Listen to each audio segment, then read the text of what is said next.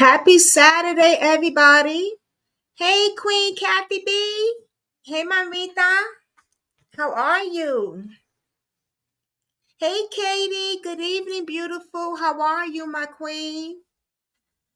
How's everybody doing? Oh, yeah. Happy Saturday.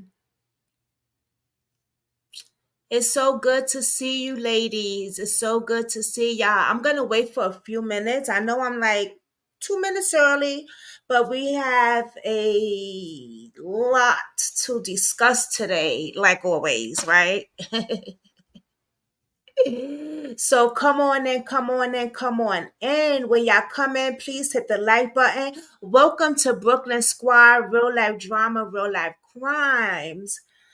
Today we will be discussing part 3 of Savannah Soto's, her boyfriend Matthew, and her unborn baby boy.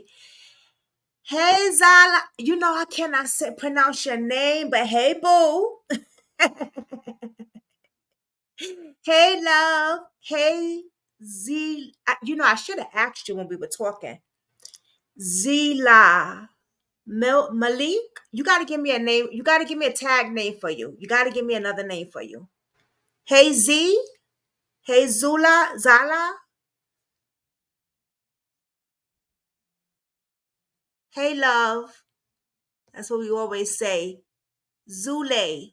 Zule. Zuleka. Zule. Can I say Zule? Y'all know I messed up when it comes to names. She knows that by now too. Okay, thank you, babe. She knows I'm not being funny. She knows my spelling. Everything is all messed up when it comes to names. Hey, mamita. Oh my gosh, y'all. So I just saw the case on the news, and Dave calls me, and I ran over there, thinking they had some new information. They got the same thing we got, right? But I saw something that I want to give you guys, and I just want to share the visual with everyone, the prayer visual, because I didn't watch it. And the reason I didn't watch it, because I wanted to watch it with you ladies and gentlemen. I wanted to watch it together. And I seen something else that I want to talk about. But let's wait for a little bit to see who's coming in. If you are from Facebook, I wish y'all would really hit the link to my YouTube. Please, guys, if y'all from Facebook, please hit the link and come on over to the YouTube and hit that like button. Yes. Please do that for me. I will appreciate that. Thank you so much. I am going to drop the link down a little bit later because I want some of y'all to come up here. Because on this platform, I feel that everyone should have a voice and everyone should be able to voice their own opinions on a case on my platform. Because this is not just my platform, I feel like it's us. It's a we. I can't do this without y'all. So I'm going to drop the link, and for whoever wants to come up, I know some of the ladies is going to come up, so please join.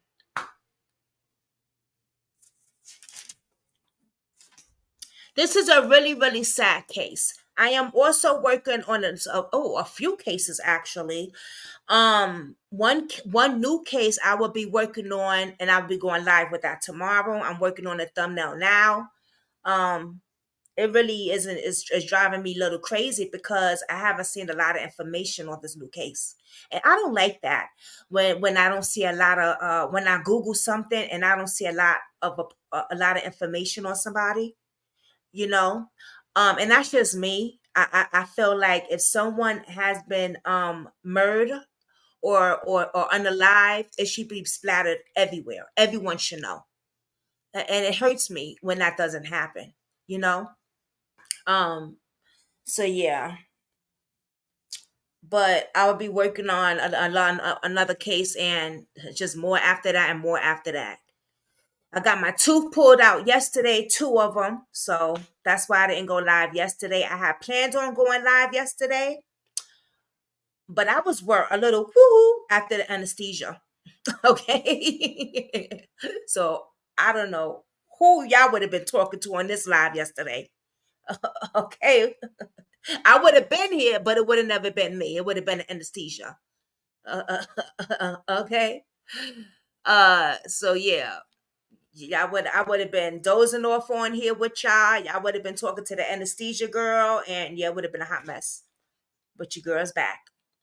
And thank y'all for reaching out to me and checking on me when I was at the dentist. A lot of new people was talking to me.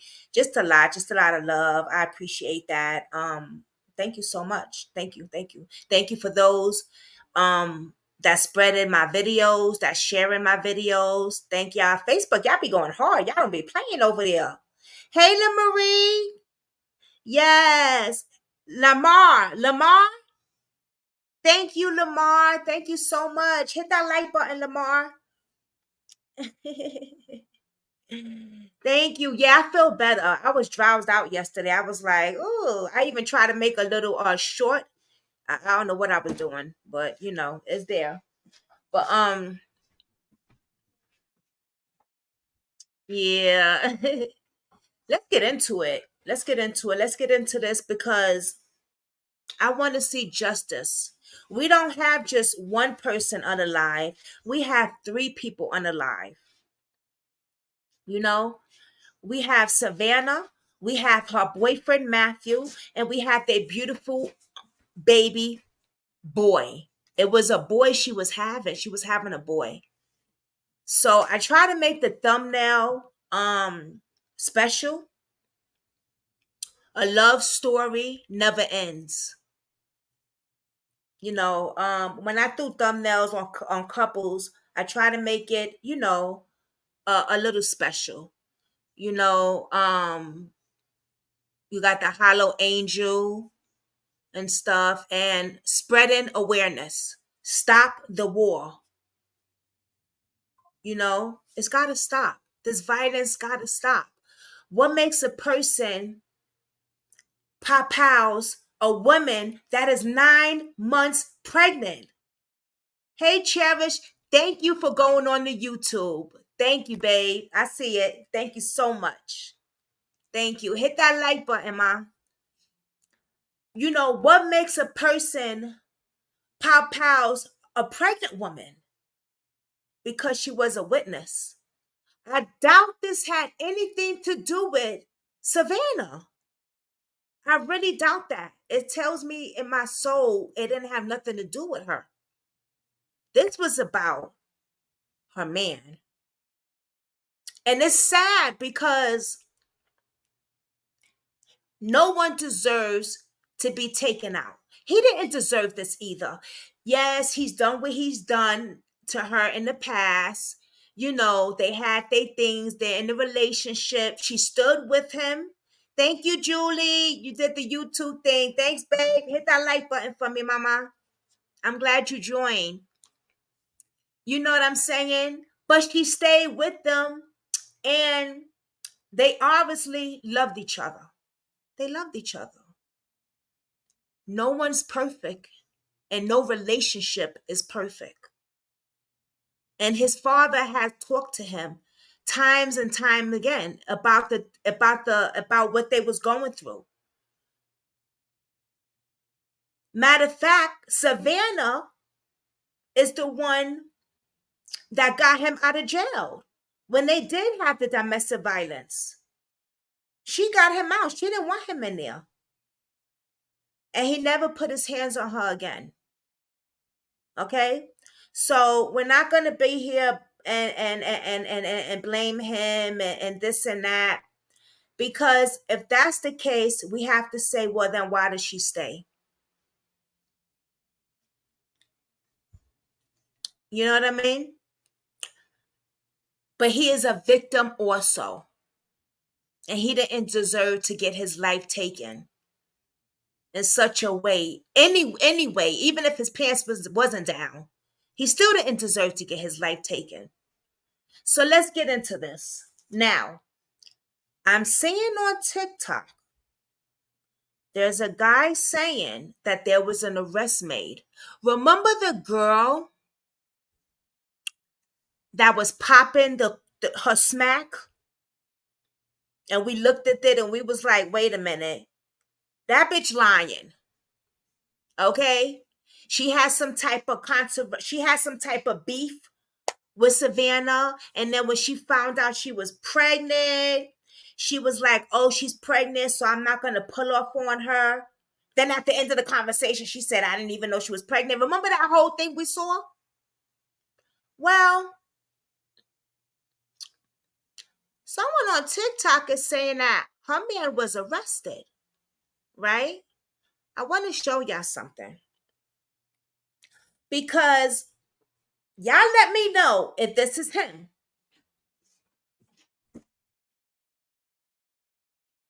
Okay. Y'all let me know if this is him. Because there was an arrest made for kidnapping, murder,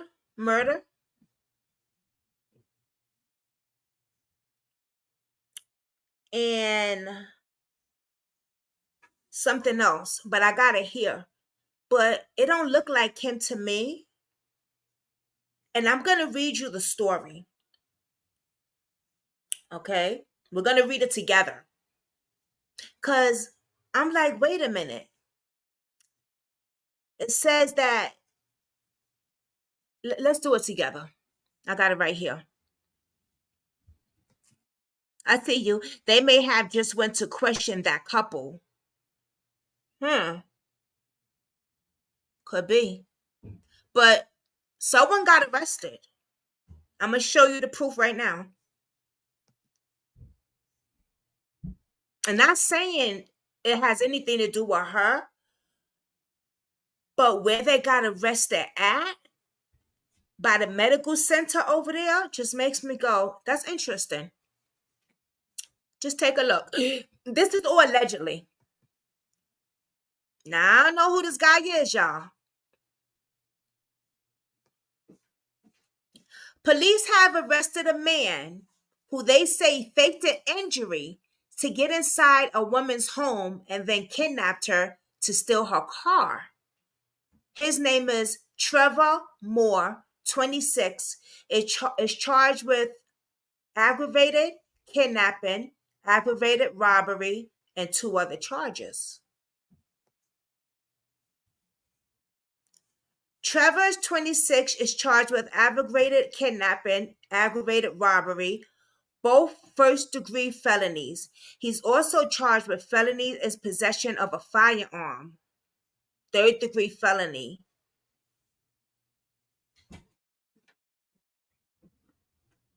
Morris knocked on the door of her home, claiming to have injuries. She said they have met before, but didn't know each other well.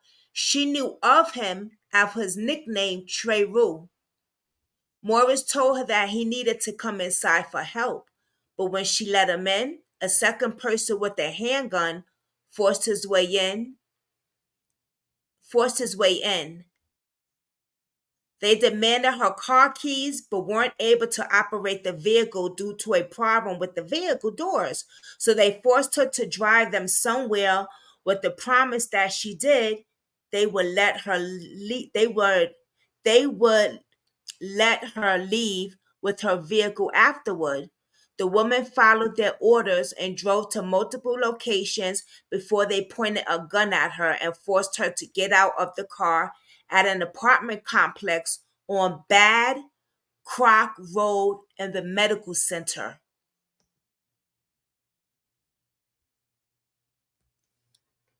Where was Now they got caught on Bad Cock Road on the medical center? Can someone please tell me where did they find Savannah in them? I I I missed that one. I know it's all,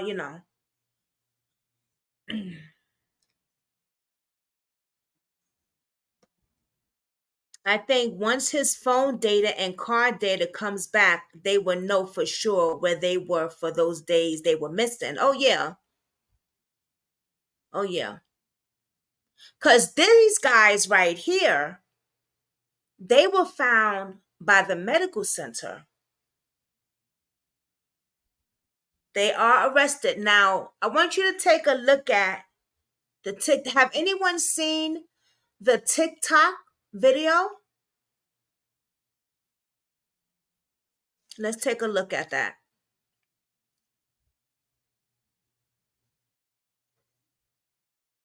I should have pulled that up before.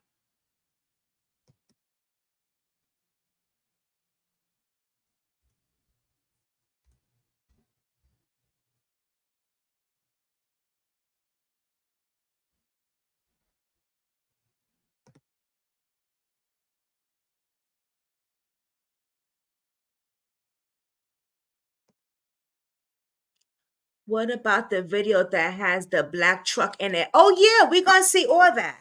We're gonna see that too. But just bear with me, y'all. Bear with me. I got y'all. I got y'all. But bear with me. I'm gonna show you that also. I got that. We're gonna watch the visual that the family did because I didn't watch it and I want to watch it with y'all. But I just wanna make a point.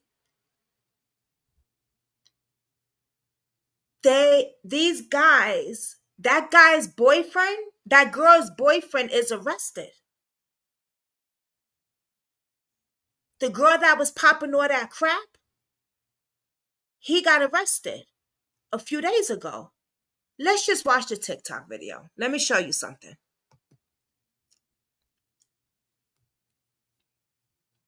Let me show you.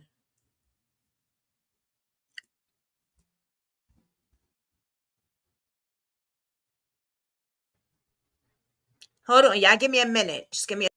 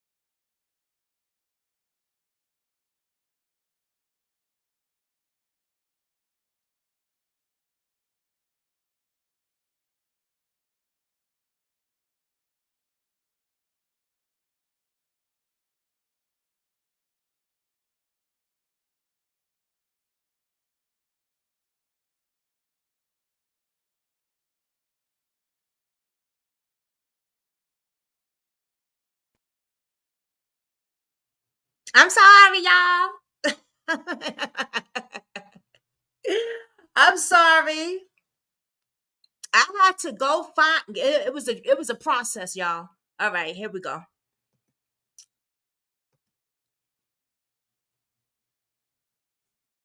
I'm gonna try to see something.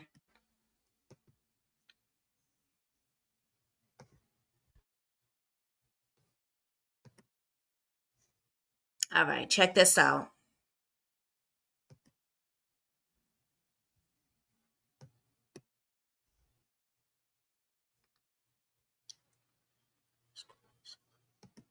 So here's a slight update.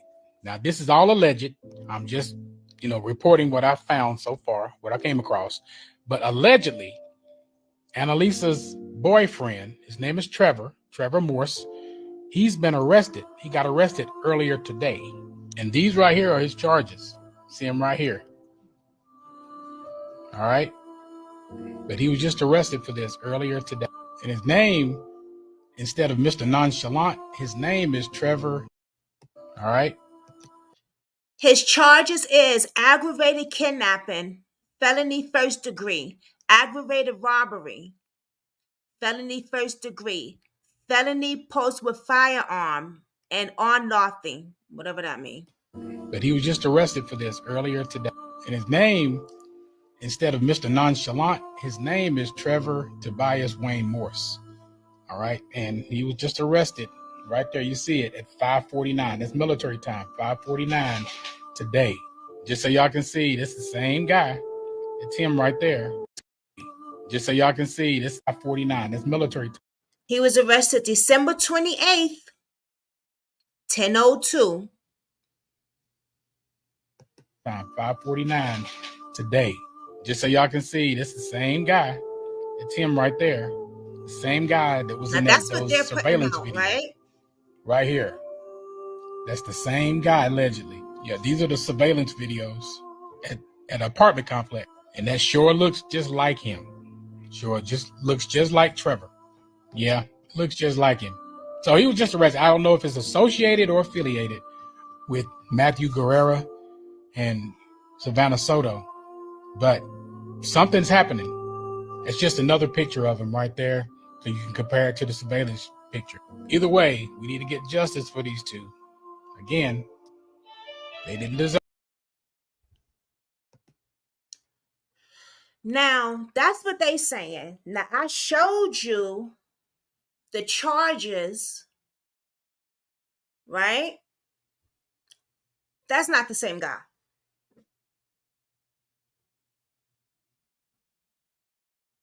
It's not the same guy. I don't think so, and I don't think it's the same case. I don't know. But I wanted to show y'all because sometimes people on the internet, because I'm noticing that he's putting this out, right? This is going out. Hold on, let me go.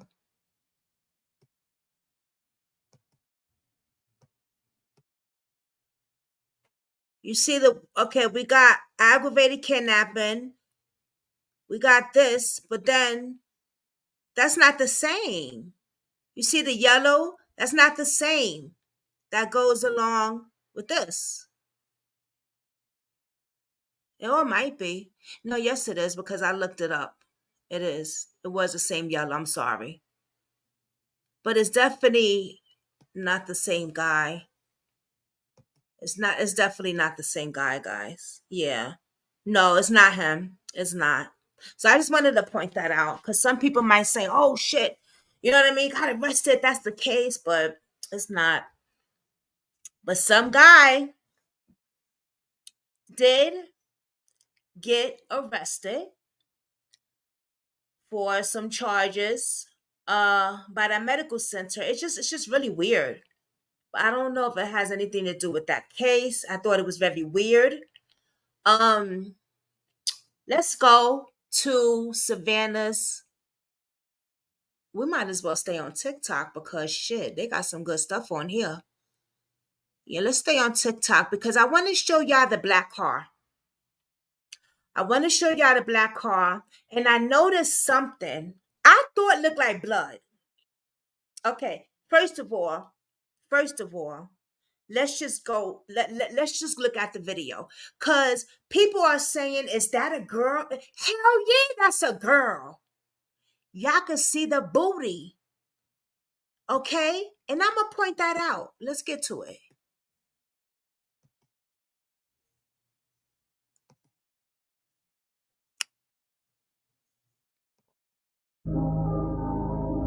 See what this is about.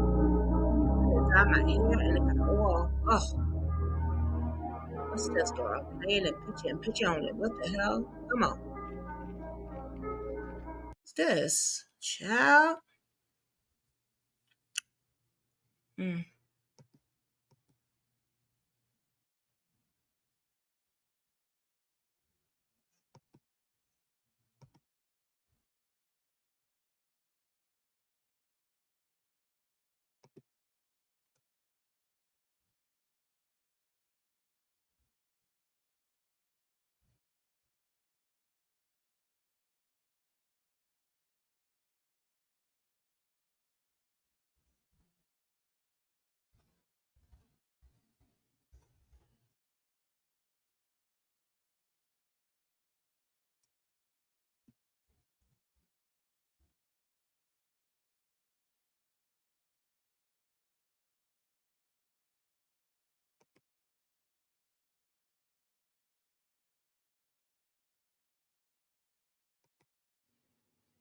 Hey guys, this is the Oh, it's over CCTV here. footage that was Wow, put out you sure for it's over here? Savannah and Matthew in the vehicle. If you look closely right there, you see a No, I can't. Okay, it's just too small for me. Let's see, y'all. Hold on. I need a good one. Okay, right here. Let's see. Now we do see a man right there, right? Y'all see the man? That's not what I wanted to show you. Maybe I should go to the group. Hold on.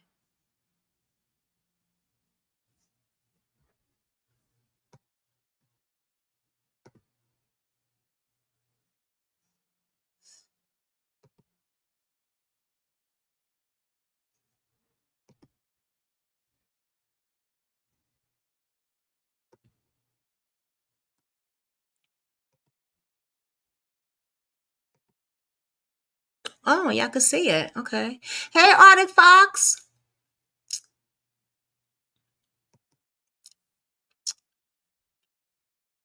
I said, let me go to the group better because I want to show y'all something. I know I wasn't bugging y'all. I know damn well I wasn't tripping.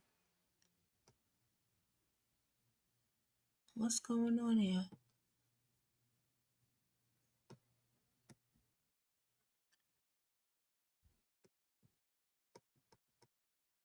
What is going on, y'all?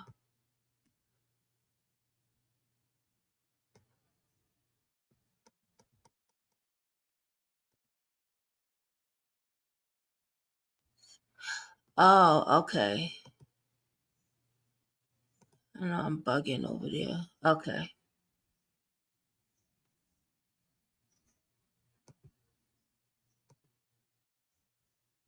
Okay.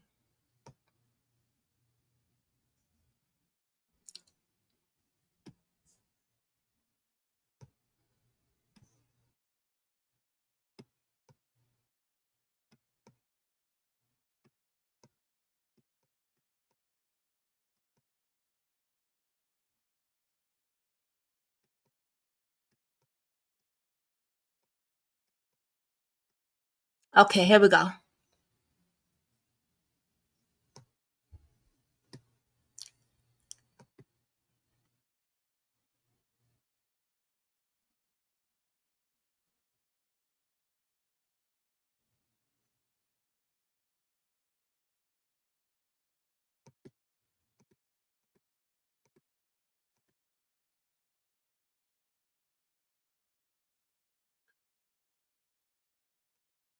Y'all see the guy, right?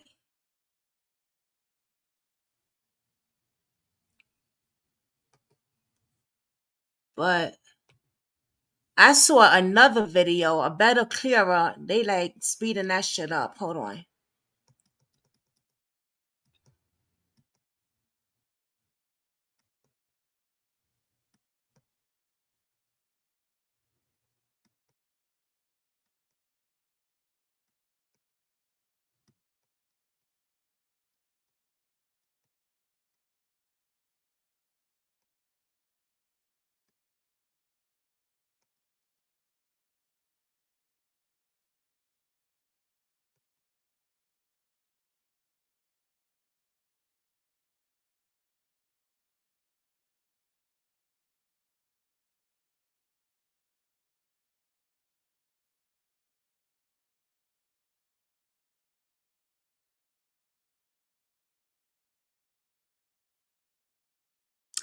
This guy, right? I don't know. It looked like I seen a black guy also. What the hell? Come on now. Stop playing with me. This was a picture of I seen a black guy also, and I'm looking for the video with the girl. Hold on, y'all. Come on. What the fuck? Oh, tonight is not the night. Okay.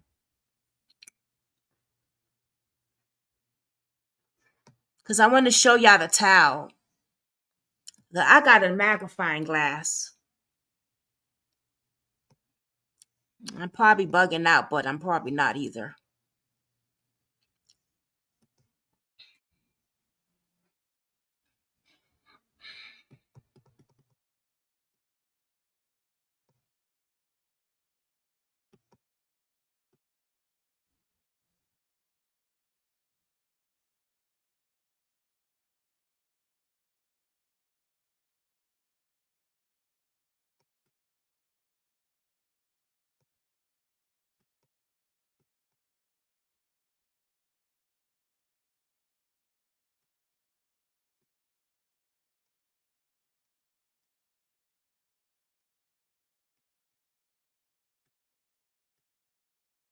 Oh, I think this is it.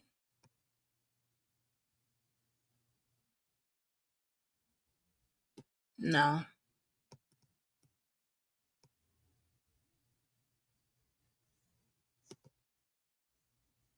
Okay, here we go. This is what I'm looking for. God damn. All right. Y'all could tell this is definitely a girl. Y'all see that butt right there? Y'all see this? And right here looks like blood. Right there. That looks like blood stains. Can y'all see what I'm looking at?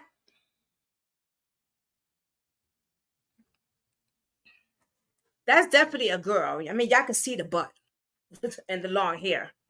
But I have a magnifying glass, y'all. Like I wasn't playing, okay? But right here looks like a blood stain. Right here. That looked like blood. Where I'm pointing at right here. Cause all right, she's holding something. Okay, this is her butt right there. That's her booty. That's her breasts right there. That's his stomach. So, but right here, she is holding something. And right there looks like a blood stain. Or could that be her hand holding it? Or it might be her arm. Wait a minute. Her arm down right here holding it. What do y'all think?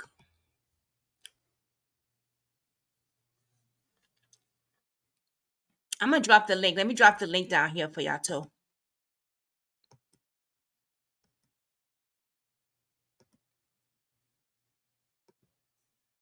And I want to watch the visual and I want to show y'all some other stuff. This is crazy. So, ladies and gentlemen, hit that link that I just dropped right there. And if y'all want to come up, come up. I know I'm not saying things, y'all.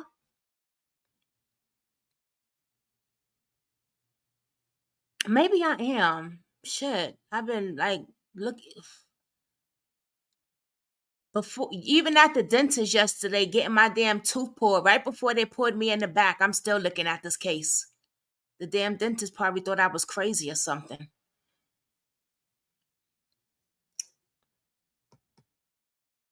But as you can definitely see, right here. And look, I'm using my damn magnifying glass.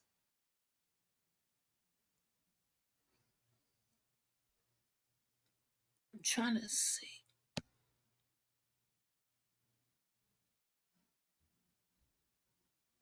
That might be her hand. That's her hand, I think. That's her hand. That's her hand. She has her hand holding it. That's the gun. That's the gun. That's the weapon. Yep. That's the gun. She has it. She's holding it like this. That's the fucking gun. That's the pow pow. I'm sorry. That is the pow pow. I am for sure.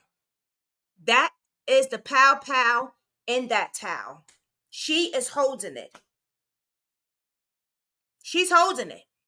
Hit the link and come up. Y'all, if y'all want to come up, y'all can come up. Hit that link that I just dropped. She is holding it.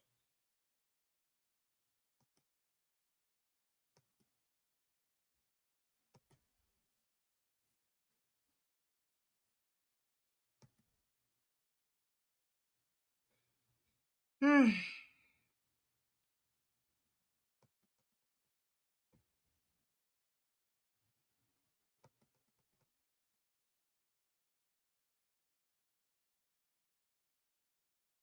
Okay, see? 23 hours ago.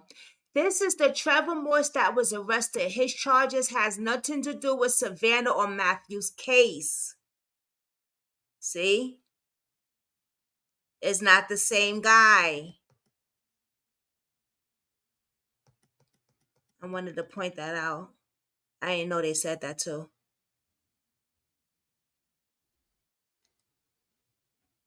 Police have allegedly interviewed Anilis and her boyfriend. They are not suspects at this time. But who the hell are you and how do you know that? Ain't nobody said nothing like that. The news would have said that shit already. Stop capping.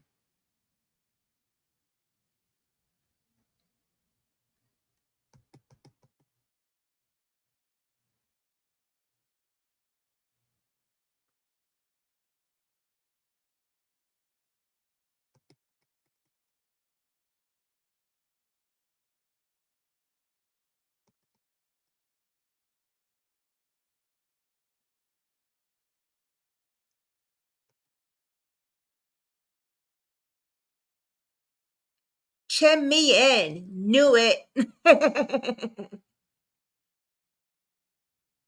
I wish we could see that guy's face. I know. Hit the link that I drop, y'all. If y'all want to come up, all you got to do is hit the link.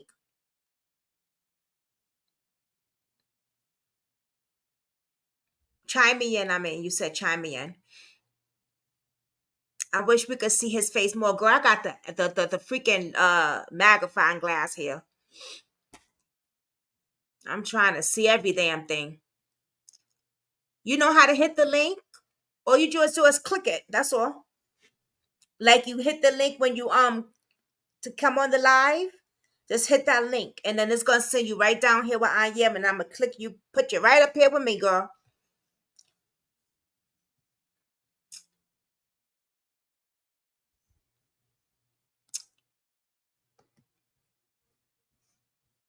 Hold on. Shit, this is the group, but I think what's this here? Very disturbing video. This is the guy of the girl who was posted on IG Live 2 days ago. What we got here? What they saying though? Oh, I think we seen this, right? What's this? Where's the volume at? I think, bitch, we want to smoke with the city. How about that? Fuck y'all. I want to say, man, all this bullshit that's going on about this Savannah Soto hoe missing and her baby daddy. Fuck the pregnant bitch. We don't give a fuck about that hoe. We do not give a fuck about that pregnant bitch. But what we do give a fuck about is her nigga. Her nigga came up missing too, apparently. So fuck that boy. And if any nigga got a problem with us saying fuck that boy, it's fuck that bitch too. Fuck all y'all. How about that? Bitch, we want to smoke with the city. How about that? Fuck y'all. I want to say, man, all this bullshit that's going on about this Savannah Soto hoe missing and her baby daddy. Fuck the pregnant bitch. We don't give a fuck about that hoe. We do not give a fuck about that pregnant bitch. But what we do give a fuck about is her nigga. Her nigga came up missing too, apparently. So fuck that boy. And if any nigga got a problem with us saying fuck that boy, it's fuck that bitch too. Fuck all y'all. How about that? Bitch, we want to smoke with the city. How about that? Fuck y'all. I want to say, man, Damn. all this bullshit that's going on about this Savannah Soto hoe missing and her baby daddy. Fuck the pregnant bitch. We don't give a fuck about that hoe. We do not give a fuck about that pregnant bitch. But what we do give a fuck about is her nigga. Her nigga came up missing too, apparently.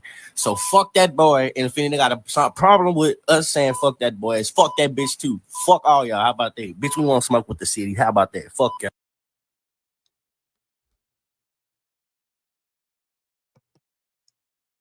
Okay, that was interesting. But what they do care about is Matthew. But then they saying F him too. Make no sense. They need to be questioning these people. I wish we could see with the video. Can you make I can't. I tried. I know what video you talking about. Oh, Cherish, you here? Okay. Hey, babe. Hey, girl, this is crazy. I cannot make out what they say in Julia in that video. I try. We can watch it though. We're gonna watch it. We're gonna watch all that. We're gonna go to see TikTok be having everything. Hey, Cherish, girl. Oh my God, this is. What do you think? I wanted to chime in real quick as far as like Put your volume up. I can't really hear you. okay. Can you hear me? A little better? I can't hear you.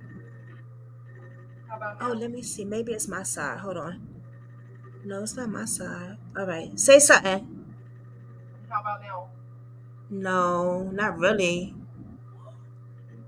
Well, you're on the wrong computer. Oh, is it out? Yeah, it's real low, right, y'all? This computer makes noise, but that computer doesn't.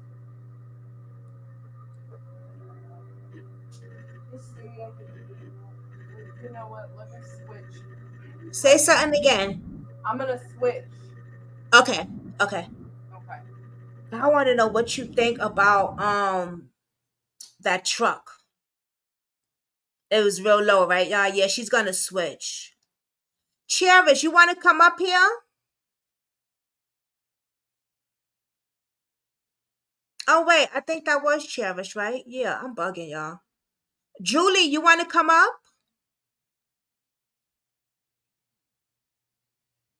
If anybody want to come up, come up. Kathy B, Katie, any of the guys want to come up? I know some people left.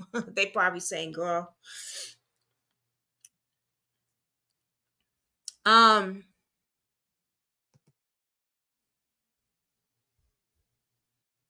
let me see something. Oh, okay. Wait a minute. I want to do the visual before we forget. Before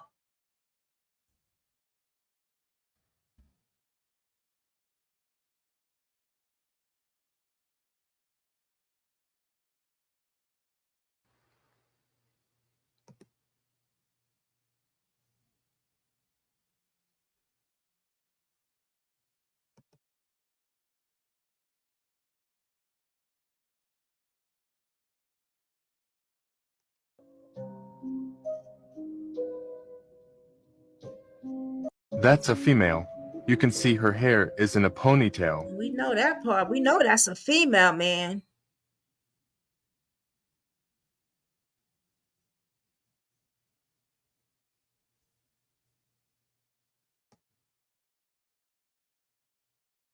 Okay, let's see. Maybe we could.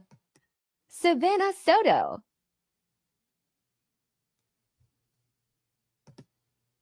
Okay, there you go, Cherish. Okay. Madison? Say something, Cherish.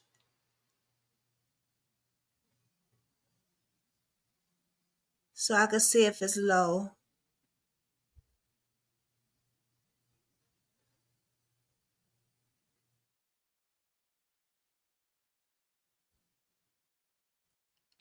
Cherish, you there? Oh, we can't hear you at all. Hey, Madison. Oh, you went on the Facebook, Madison. It's okay. Hit that like button for me, y'all. If y'all on my YouTube, please.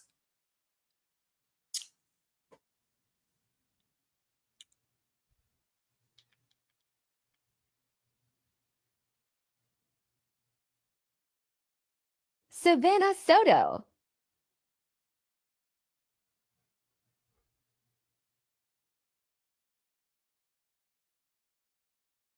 Mm.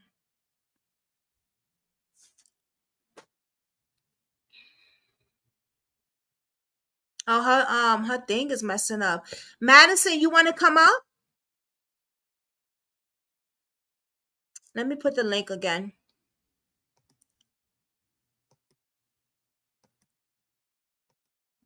Here, I want you to hit this link.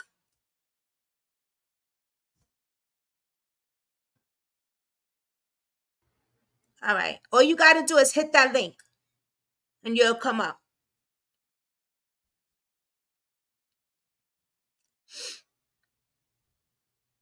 Yeah, I'm going to play it again, babe.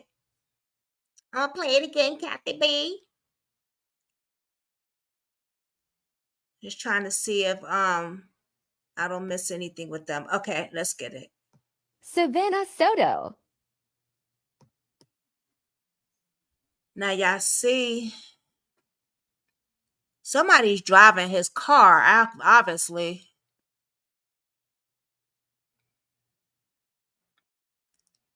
Let me see if I could blow it up a little bigger. Hold on. Oh, no. Damn. Nope.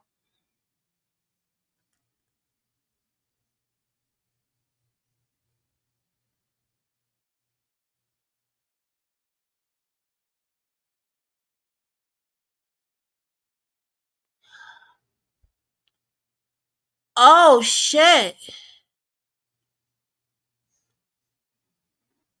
It looked like 3 people. Wait a minute now. Savannah Soto. Wait a minute. It looked like 3 people. A young boy, a girl, and an older guy.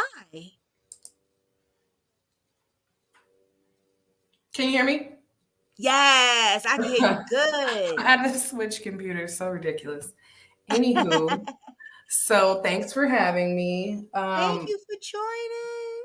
I just wanted to chime in real quick, like as far as the comment that you made about it possibly being the gun. I know we're just all speculating, but if we really put things into perspective, like at this point, I feel, even though it hasn't been confirmed, so I feel like at this point, if it were me, if I killed 2 people and I was driving their car to go drop it off, I wouldn't have any weapons with me because they're really risking driving around in general with 2 dead bodies, if that makes sense.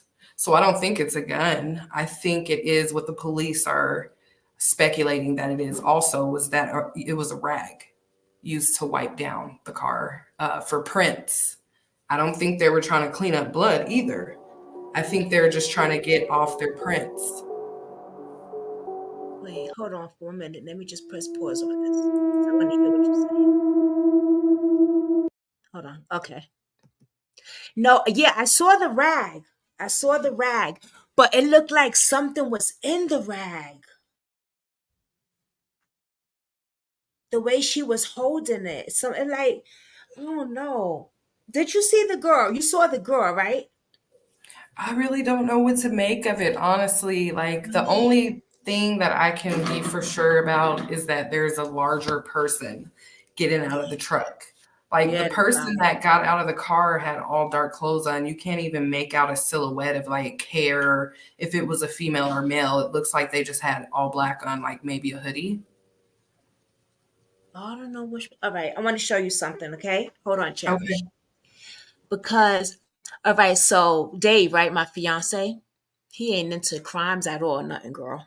Okay. Like Okay. he ain't into none of this, but he knows what I do. So I showed him the video because he's seen this Right. on the news too. I said, babe, look at this. What you see here? He said, I see a girl and a guy. I was like, okay, what makes you see a girl first of all? And he said, babe, you don't see her freaking butt sticking out. I was like, bingo. That's what I said. Now Mm. everybody is saying hair, hair, but I want to show you something. I'm gonna Okay. point it out. Let me see. Is it this one or it might be the other video? Let me see something. It's the other one that I was looking at. It's not this one. It's the Yeah, one in right the now in group a that I was very, showing very them. perplexing.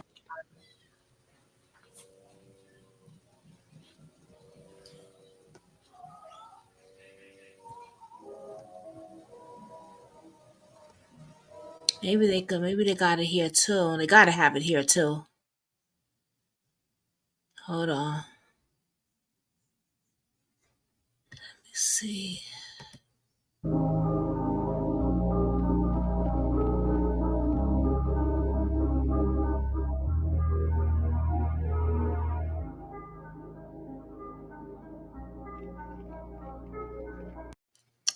It's not there. Was you on here? No, you was on here when I was showing it from the group pictures. Yeah, I was on the group. Yeah, when I was showing the video, and I was like, damn, you could see the girl's butt popping out. Well, what I do think, and I'll say that is just in my own Yeah, opinion, yeah. Go ahead. I'm sorry. is that whoever did this, I feel like they Mhm. were extremely close to either Mhm. Matthew or the both of them. Because just given everything that people have, said about his past and what he, did or didn't do, he just, I mean, I've seen a picture where, they had some pretty heavy artillery on them. So for him to do the things that they claim he was doing and not be running around with any protection, I just don't buy it. I feel like whoever it was, they knew them very well and trusted that they'd be okay without weapons. So whoever it Mhm. is that did it, they're very close to them. And it's sad to say. That's what I think too. I think whoever did this, they knew them and they were very close with them. They had. So he just felt comfortable not to bring his burner with him. You know what I mean? Yeah, I mean, and I mean, not even not, the, gun, but Anything. his woman who was literally giving birth virtually. Right. Why would he drag her out of the house if it, you know what I mean? I just Right. don't feel as though he's the type of person that would have done something like that, especially if he Right. was going to go do some dirt or something. Like, why was she with him? Because whoever that person was that they met or persons, Who I said feel these are old? Oh shit. I'm sorry, babe. Yeah. Go ahead. I'm sorry. no, I'm just, staying with it that they knew them. And even considering like what his brother said, his brother was like, he has a lot of ops out here. Like Mm-hmm. people hate on him. So A, why would you bring her with you if she was going to be all safe? And B, why would you go out of the house knowing you got ops unprotected? It's Right. somebody he was very close with that he trusted and he felt okay around. Yep. I agree with you. Yeah. Yeah. I definitely agree with you. I think is damn. I keep thinking and just trying to, I know we all have our different opinions and stuff like that. And at first I was like, well, could it have been a suicide? You know what I'm saying? At first. But then looking at everything, I was like, ain't no way in hell he did this to this young girl. He loves Well, her. the only problem that I had with that idea was just like looking at the statistics. And usually when they're doing stuff like that, it's very seldom that you see people go outside of their comfort zone, like the house, to commit a murder suicide. And if you do, it's more on the lines of they were on a vacation and she fell off the cliff type of thing. But to Right. just leave at that like vital time in her pregnancy and people to assume that, I think a lot of that had to do with the speculation of her family. Because I honestly, just looking through all of the posts and stuff, I don't feel like they had the close relationship with her since she's been in a serious committed relationship with him. Because if you look at it, they didn't even throw her a baby shower. His dad and stepmom did, and that's kind of who they've been around. I was So just it about was to say just that. not adding up to me. Right. They sure didn't. Because it's all on their side. I see his family. And Kathy, what Kathy is saying, I literally thought that this could, be a possibility too, because people do that. Even Yes. with them saying that the car seat was on her, it took me to that thought. So yeah, I thought about that too, Kathy. Hmm. That someone could have wanted her baby. Yep. Maybe some psycho people like that. Yeah, We were just and talking. most of the time when that happens, it's mainly women. Right. And I said this the other when we was talking about this the other day. I was like, but there's a woman allegedly. I feel that there's a woman involved. Mm. I feel there's a woman involved because they said that his parents. Well, we still didn't hear from the news or anything about his parents being down, but we did hear from his cousin. Yeah, it was his cousin. That's when I thought, wait a minute, It was his that's cousin. It was his cousin. yeah. So when I His heard that, mom's niece, I think it was, or someone that was married into the family. But hey she was at Cynthia. the scene when it happened. So yeah. When I heard that, I said, "Oh, there was that's yeah, that's a female that has to be a female involved." And then when I seen the video and I seen the female, I was like, "Oh, fuck," you know what I mean? But Mm. that's just allegedly, you know, allegedly. Cynthia, you want to come up? I want to look at the Did you see the prayer visual? I did briefly. It looked mainly like the same people that kind of been around. It's sad considering everything that happened the way that it did, and that's kind of why I was like, Matthew's dad and stepmom did, I think, the better of the job, as far as like Mm, media coverage because they waited. Um, and they didn't close any possibilities. So I think, were, thinking logically more right. than anybody in the situation. But um, I lost my I train of didn't thought. see it yet. I wanted to wait and watch it. What you got? What you ladies? It was, but it's mainly geared towards Savannah. Like I said, since everybody's been running with this idea and like trying to, make Oh, Matthew to be this complete monster. And it's sad because his family is fighting over him. And, right. and it is just so sad to see, and both of them were murdered. So it's a lot. Oh, wow. Yeah, I didn't. Damn. And that's sad because you know what? His family is so, how you say that, passionate about Savannah. Well, like I said, if You you are if know? we're paying attention, the only baby shower that Savannah had was thrown by Matthew's dad and his stepmom, like her family. And I won't take anything from anybody, but she just had the baby shower recently, and that was the only one that she's had. So they were involved, and they probably did, and were seeing them more often as of lately. Um, Right. so I mean, it's just, very sad, the situation.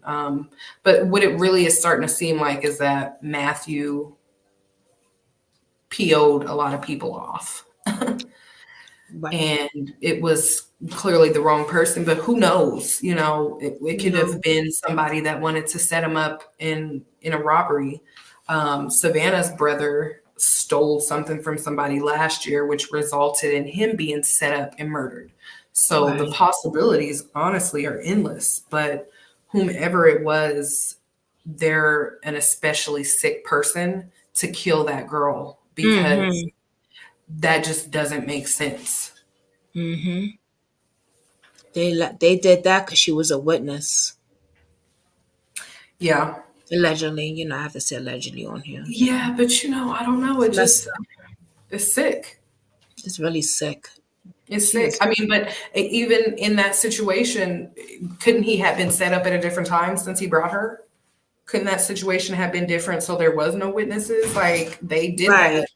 It just Right. is plain evil. Like you have to be a very sick person to kill a woman that, visibly pregnant.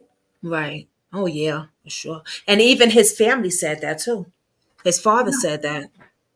Yeah, because it's just hard for people to wrap their head around. Like we can understand Mm-hmm. people have issues, jealousy, envy, and stuff like that, but it just is something else when you kill women and children.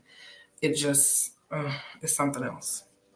Cynthia, you want to come up? Hit that link, and they'll bring you up here. Anybody want to come up? Hit the link. I wanna wait. Where is it? Hold on. Let me see. That's not what I wanted to see.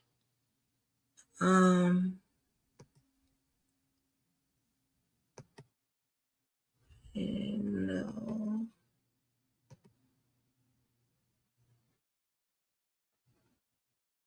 See, breaking news. Holy shit, guys. They have video surveillance in that Maybe we could see it apartment clear here. complex where Hold on, Savannah hold on. Soto and her boyfriend were found. And this fat ASS gets out of his truck. Just watch. Like, who is not gonna know this fat ASS and that Ford F-150 it looks like, or it looks like it might be a Silverado, an older one. And exactly my thoughts, 2 people did it. Whoever did this, they're getting the death penalty, if y'all don't know. Like, who is not gonna recognize this fool? Like, he looks like effing a big ass effing I'm Santa trying to Claus see if getting I out of can the goddamn find. truck. It's on the It's better. I could see it better on the group thing, but yeah.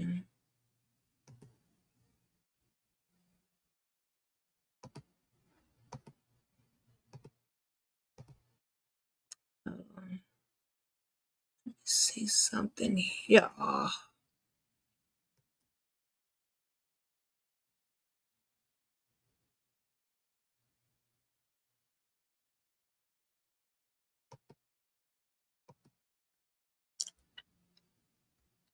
Oh, you know what? Yeah.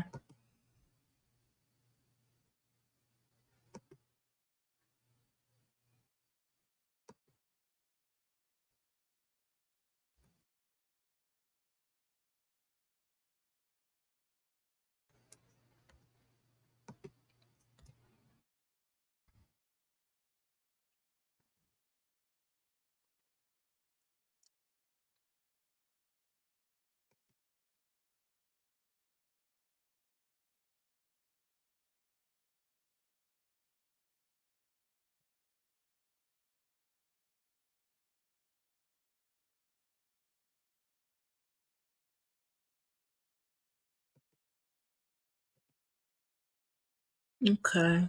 I didn't know that. Well, who is this? Another brother? A very difficult time for them.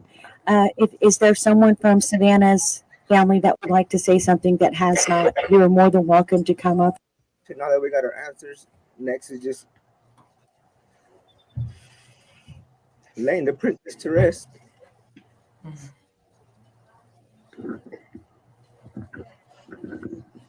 We appreciate them saying, these words, and I know that this is very difficult. There's a very difficult time for them. If is there someone from Savannah's family that would like to say something that has not? You are more than welcome to come up and say something and share a few words, because we want to hear from you all. We're here for you. And so if you would like to say something, we welcome you to come up here. And while we're waiting for someone to come forward, we would just like to give you a little remembrance for Savannah and for Fabian. We know that you have a tree here for Ethan, and we know why this park is just so important to you. I didn't understand that at first, but I get it now. And so from Eagle's that gonna be Flight, the we baby's have name? a cross for Savannah and a baby cross for Fabian. That's from Eagle's Flight. And we just thank you for you guys just standing here with the community and acknowledging their support. We appreciate you guys so much that you have just shared this turmoil and this storm, and you've said thank you, and you've welcomed the community with open arms. And we're so very, very grateful for having this opportunity just to wrap our arms around you and to say how much we love you, and that this senseless tragedy just affects us all as a community. You know, we've heard so much and seen so much on social media. We've heard rumors. We've heard so many different things. But the bottom line is this, that a family has been affected by tragedy and by death, and a baby is gone. And that's so senseless. And so we need to take this time to just remember Savannah, and also to just bring into remembrance baby Fabian as well, and continue to walk this road with the family. Do you have anyone from your family that wants to come and say something? Yeah.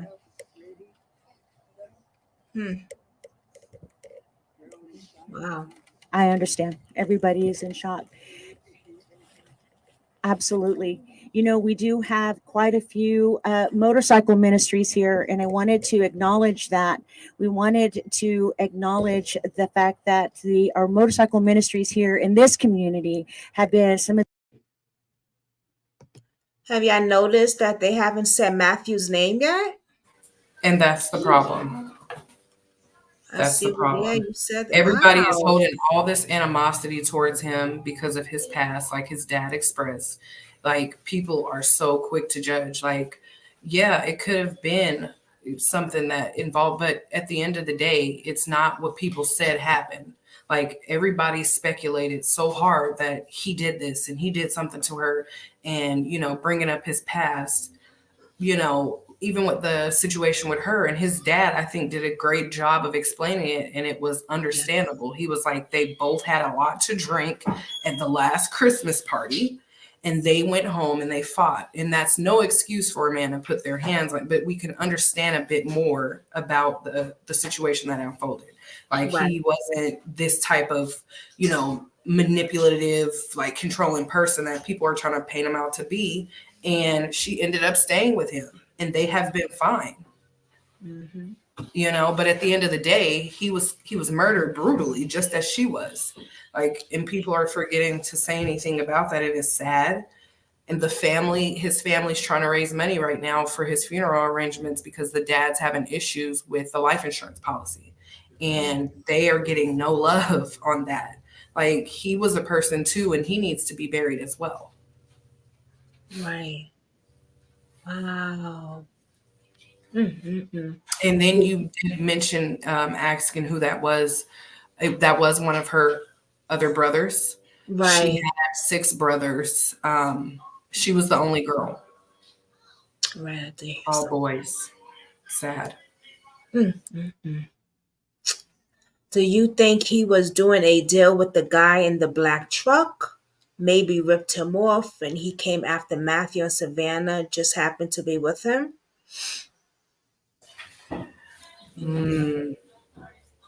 That's possible too. But like I said, these type of people that deal in drugs, people really try to paint them out to be so horrible, and dealing drugs is horrible, flat out. But at the same time, he's not going to take his pregnant girlfriend and rob somebody. Like, she's very pregnant. So he's thinking about all those possibilities. If it turns into a shootout, he couldn't have her in the car. So, I mean, Right. yeah, you know, that's a possibility, but I highly doubt it. Because she I was think very pregnant. I she mean, was she's very about pregnant. to get, yeah, she's about to get You the know, get he the would have like easily left her in the house, stay in right, the house. And considering her phone, her purse were left in the house is another, you know, it's another insight that wherever they were going, they were expecting to quickly return. right, He was probably like, come on, real quick, we'll be right back. You right. know, because why else would she not grab her phone if we're going to hang out? It was like, we're going, coming right back. And they didn't make it back. Mm. Mm, mm, mm. Damn. Of the most supportive individuals, especially when it affects a child. And if I could get the president of the Guardians to come and say a few words, Mr. Justin Hex.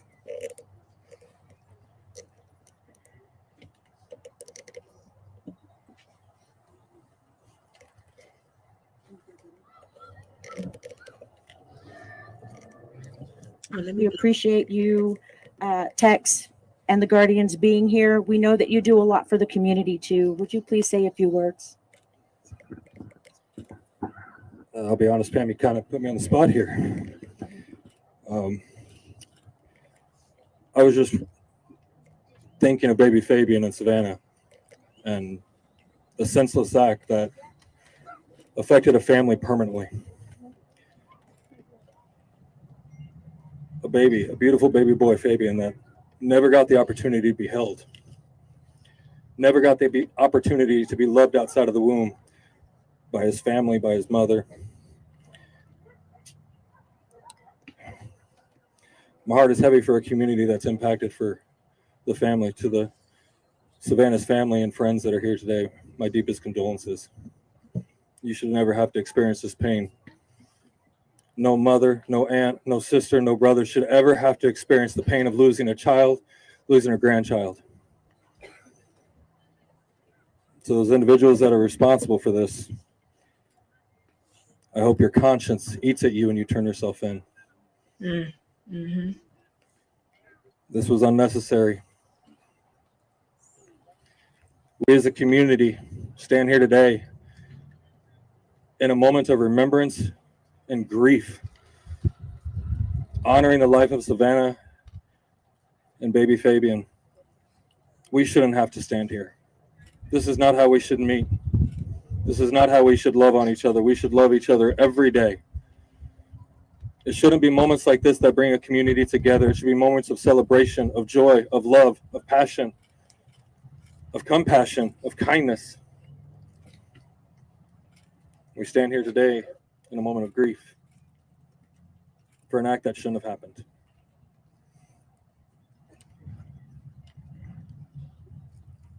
My heart goes out to the family, and I hope all of us take something from this vigil to remind ourselves how precious time is on this earth, and we never know when the last day we get to hold our babies in our arms.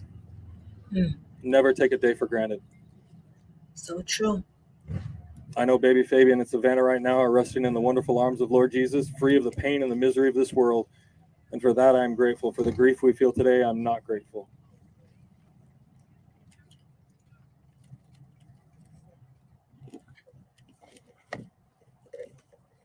Thank you, Tex. I appreciate you saying a few words.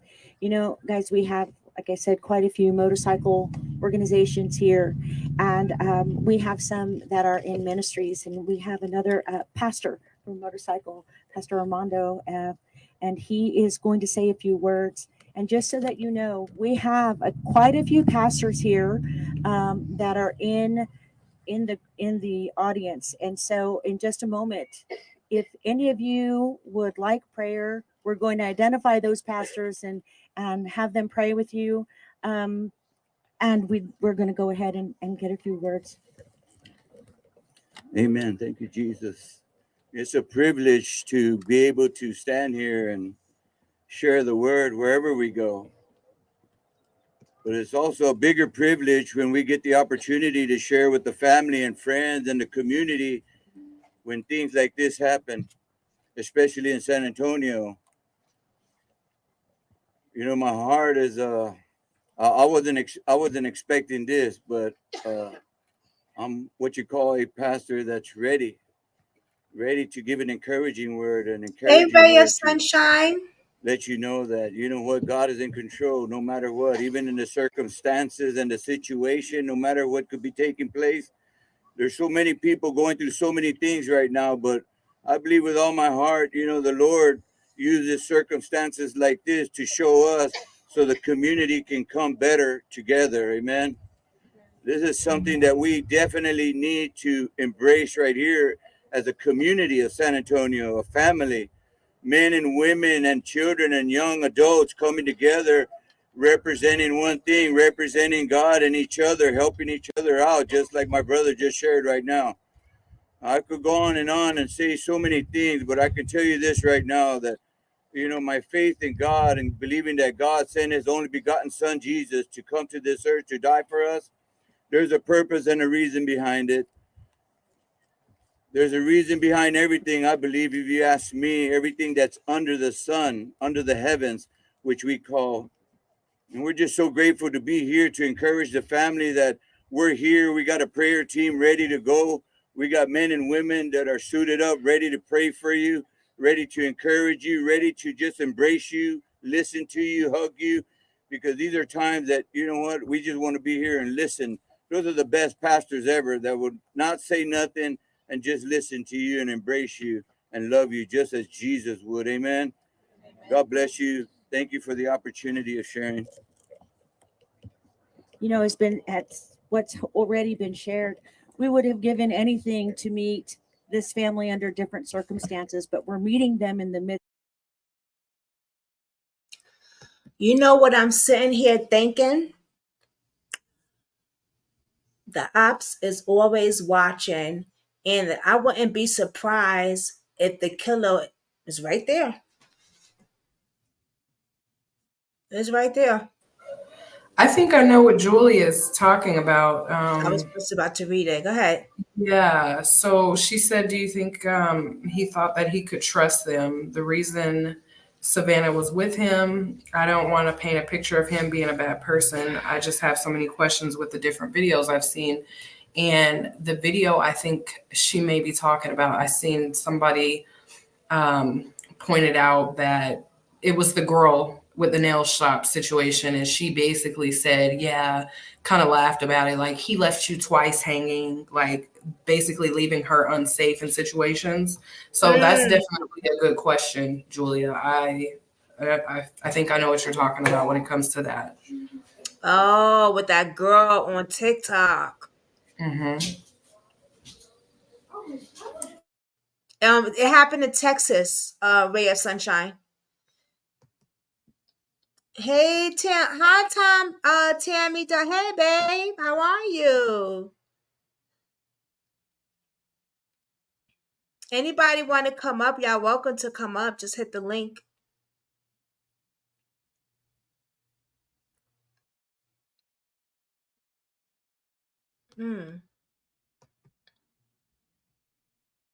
Midst of their tragedy. And in the midst of their tragedy is when they've seen so many people wrap their arms around them and say, we care and we're here. Again, Don't forget to hit the thumbs death up, please. of anyone is horrific, especially a baby. And those are the circumstances that some of us just can't seem to wrap our brain around. And when these moments get hard and we just don't understand, those are the moments that I sit and pray and ask God, what is it? What is it? What are we supposed to learn in this? And how do we go forward?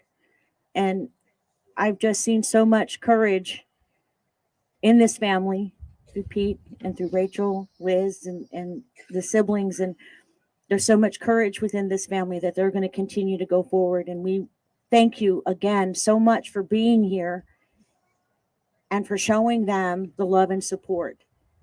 Now, And again, did his family have a only if we prayer had visual? met under different circumstances, They were joyous arguing about occasion, it. maybe it would have been different. But here we are.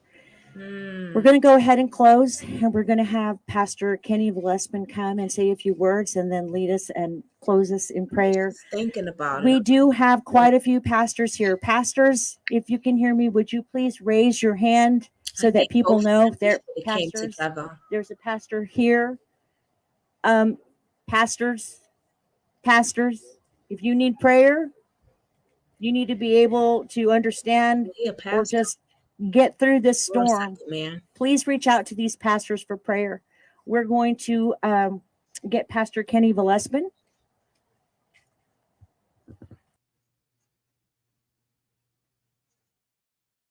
What happened?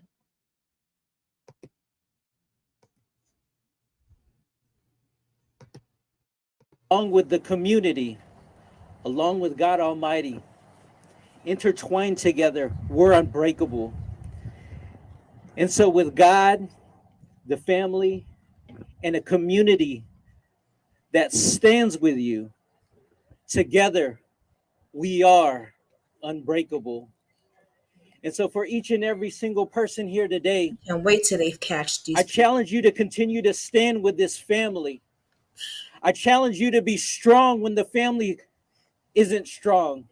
I challenge you to be there for each other. I challenge you to love one another more than you've ever loved one another before. I challenge the city of San Antonio to be an unbreakable city. I challenge us to be an unbreakable community. And so as we close here today, if anybody needs prayer, we have pastors here that are here to pray with you. But before we leave here today, let's just pray one more time and let's bond together and let's be unbreakable. Yeah. Father God, I thank you for an unbreakable community. I thank you, Lord, that we stand behind a family, we stand with a family, and we stand beside a family and allow them to be unbreakable. Father God, we thank you, Lord, that this moment doesn't define us. We thank you, Lord, that tragedy doesn't define us. But we thank you, Heavenly Father, Lord, that you define us and you continue to have a hope, a future, and a destiny for us. Today, Father God, we thank you, Lord, that we have an unbreakable city. We have an unbreakable community. And that as we stand with this family, we have an unbreakable family. We pray, Lord, that the memories of Savannah and baby Fabian, although unborn and a life not lived, Father God, but what he represents is hope. And Father God, allow the memories of Savannah to fill our hearts today and bring us joy and peace, Father God. And we thank you for who you are. We pray this in Jesus' name. Amen. I know that some of you are here to release balloons, and we have Albert here. Yeah, hi. My name's Albert Flores. I'm from Houston, Texas. First of all, I would like to say my condolences to. I think it would have been nice if both families would have came together and did a prayer visual. Yeah, that would have been amazing, I think, too. But as we can see, it's basically the same thing that Beyonce's internet been doing. Like, this is what everybody has been doing. They're forgetting to mention Matthew. I'm serious. Beyonce internet is something else. Listen. I love it. The Beyonce internet. I love when she says that. It's something else because even these are pastors, they're clergy, of the community, and they're not supposed to judge people, but yet and still they're forgetting to mention this boy had an age, a name. His name is Matthew. Yeah. He was a victim also. Yeah. Had he had something to do with why he was victimized or not, he's still a victim. So why are we still blaming the victim? Matthew's family, any and every time they speak about it, they speak her and baby Fabian's name as well. So why is he being left out of their functions in that sense? It's sad. I agree. That's why I'm watching. I want to see. I'm just trying to see if they gonna mention his name. Cause damn, you got even the pastors. They ain't even. Still a person. Still God's child. Wow. Still God's child. That's sad. To Pete, to Gloria, and Lord have mercy. Jordan, and all the family and friends, right, that are going through this and trying to process the pain as we go. I've came into the city a couple of days ago to help search for answers and some kind of closure. My friend here No. with Grizzly Hood News from Houston is how I caught on to this and how I end up here in San Antonio, right, in Leon Valley. The I'm cops grateful didn't say that, nothing. Just we through the heard that from family, the as far as giving family. me information, I just want to say everybody else that's been following this through social media, y'all been a great help. I mean, everyone just sending text messages and stuff like that, trying to get an outcome, trying to pinpoint a spot, trying to give the family some answers, right? There was a lot of people that went out their way to reach out, to try to do something, not just stand by, settle, and let it go by or whatever. A lot of people got involved here, and I know a lot of people are hurting at the same time. So, my condolences again to the family, to the friends, to the loved ones that are going through this process and this pain. And again, myself, I thank you, for helping me out because it was a community thing. And what I see here, I see community, I see people, and that's what it's all about. And I appreciate that.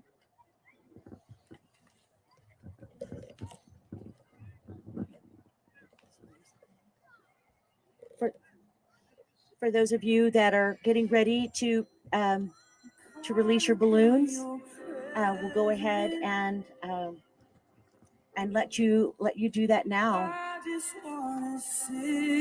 Oh, do the music. Sorry. I'm caught up in this hole. Oh, wait. Sorry.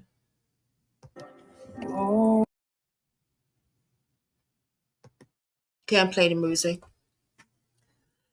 I want to show y'all something though. Let me see. Man, yes, I think everyone can agree that we should all come together to find out who did this. Yeah. Madison, you want to come up? Tammy, you want to come up? Let me show y'all something. Let me show y'all something. But boy.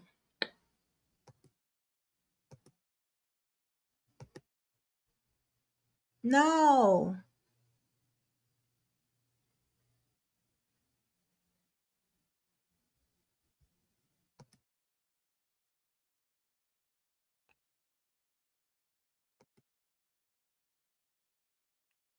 Oh, yeah.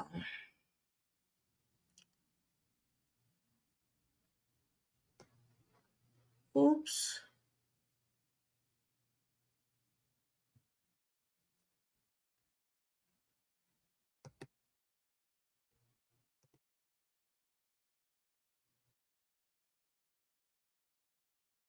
Oh, shoot. Yeah.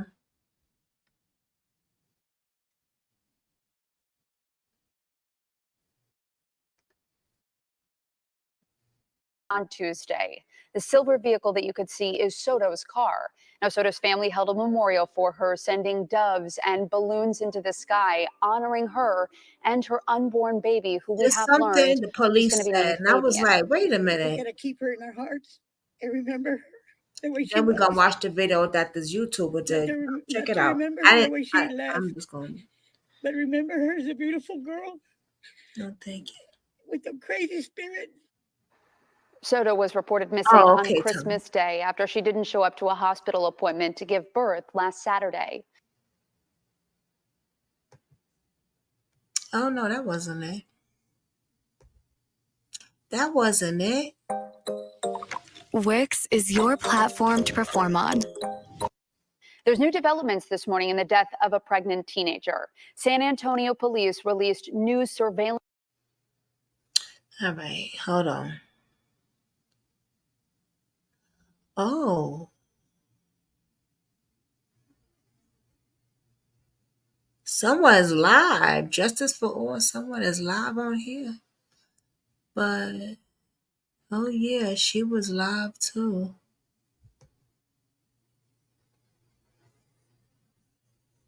Hold on. Okay, here he go. Let me see.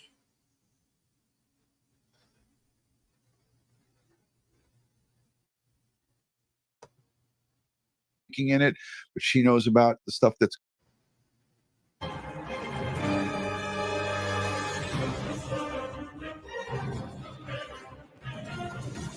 Let's see this.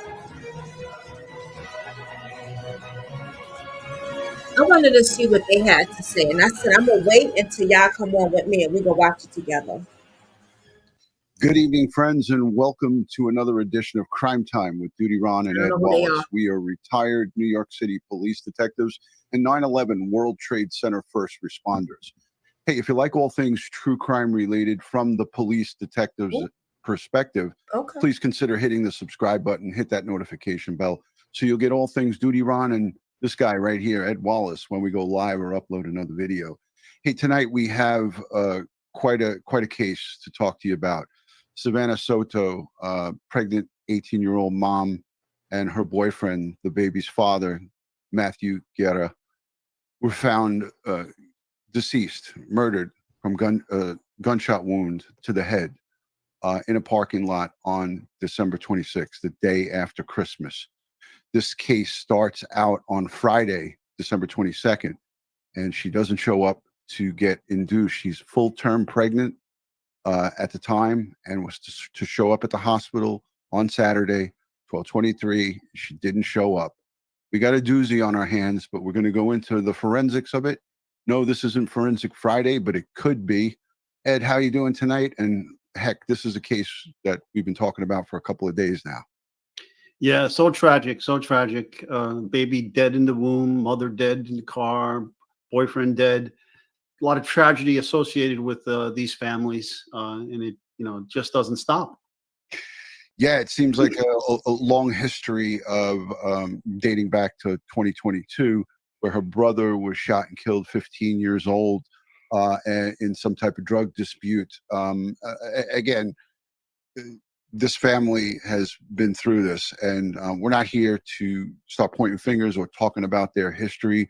Although the detectives, homicide detectives, they look at the victimology and they look at all of the backgrounds and all of the contacts that not only the victims but their extended family, they look into that. But we're going to go over the evidence tonight. We're going to go over the car, the home location where they resided.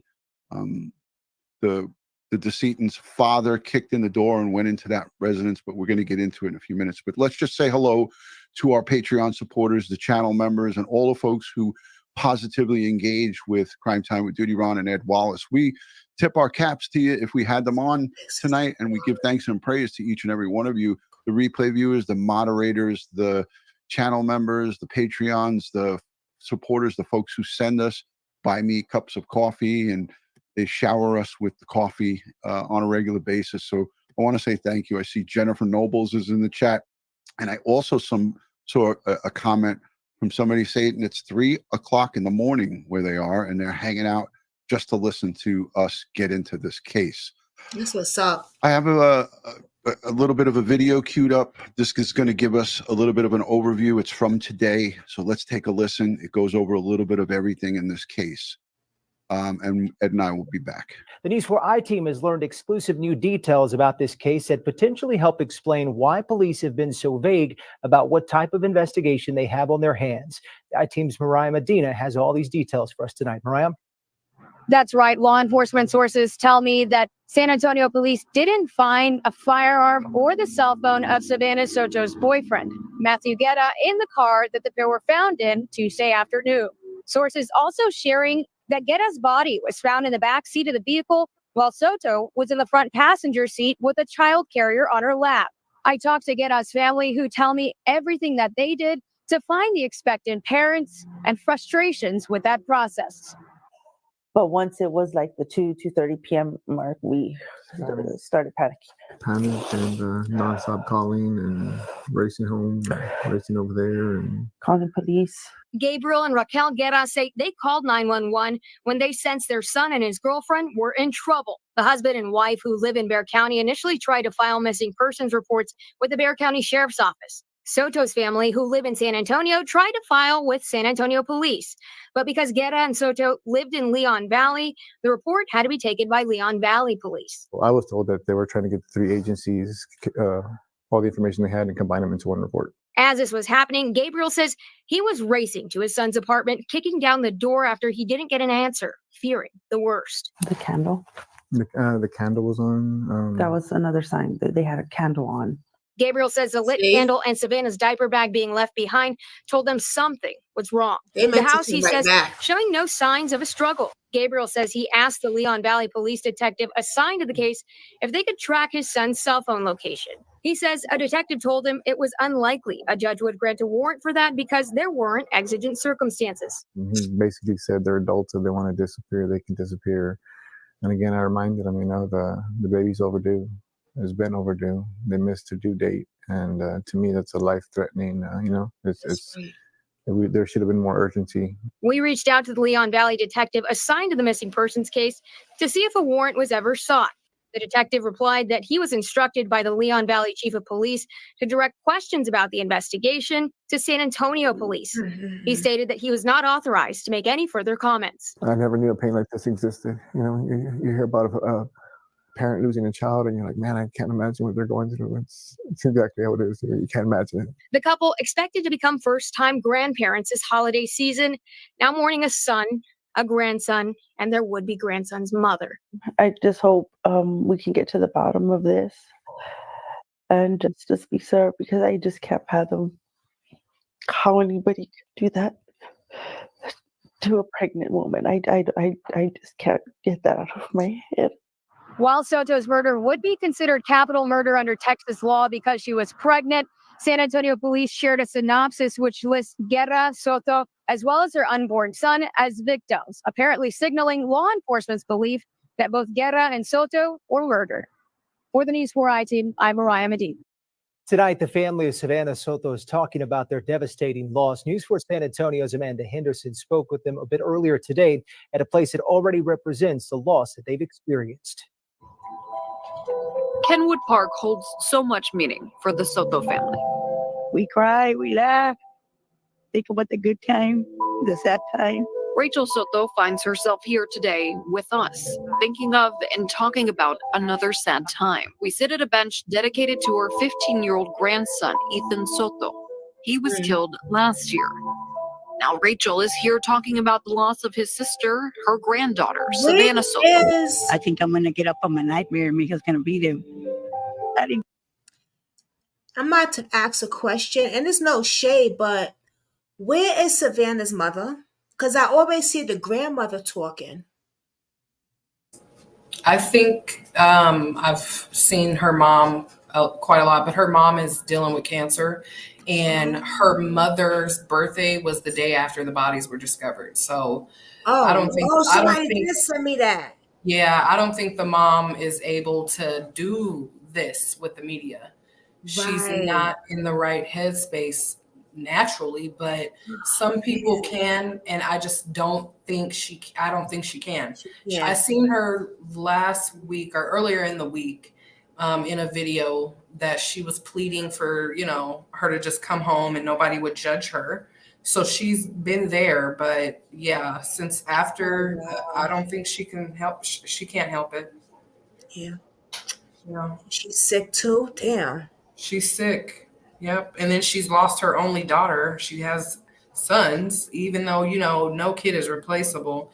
But this was definitely a special type of relationship. It was her only daughter. And she just turned 18. And yeah, sad. Wow. Hey, Amber Marie.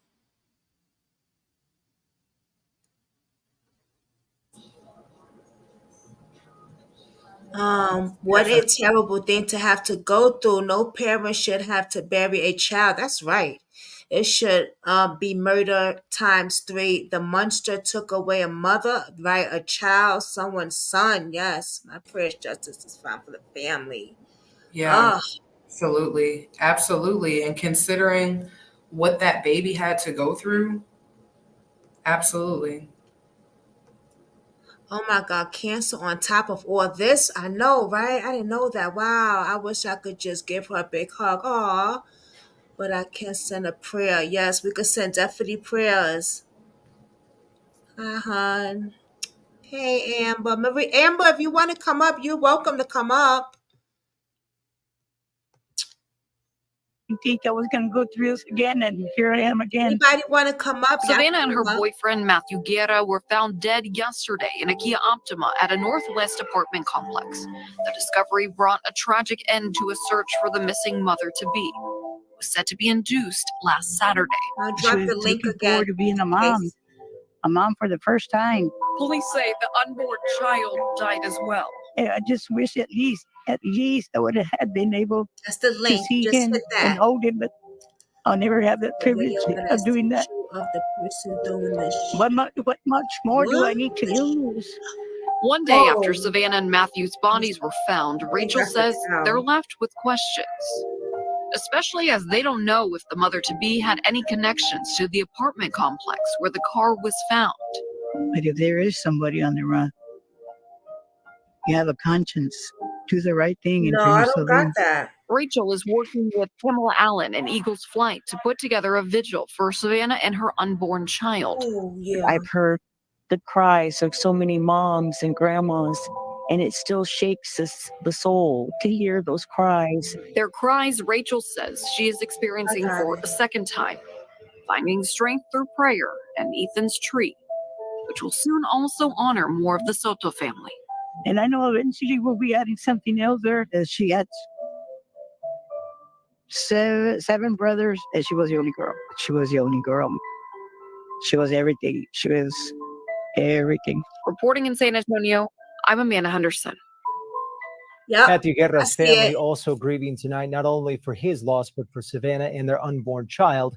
As these were San Antonio's I'm gonna Stephanie show that Epwell because explains, Matthew's now father and I stepmother said don't that believe he earlier. was I said I capable think of there's 3 hurting them. people Those are in that Savannah's and car. Matthews and A baby girl and 2 Fabian's. guys. Presents under the Christmas tree, I'ma show it. serving as a reminder of the tragic loss of a growing family.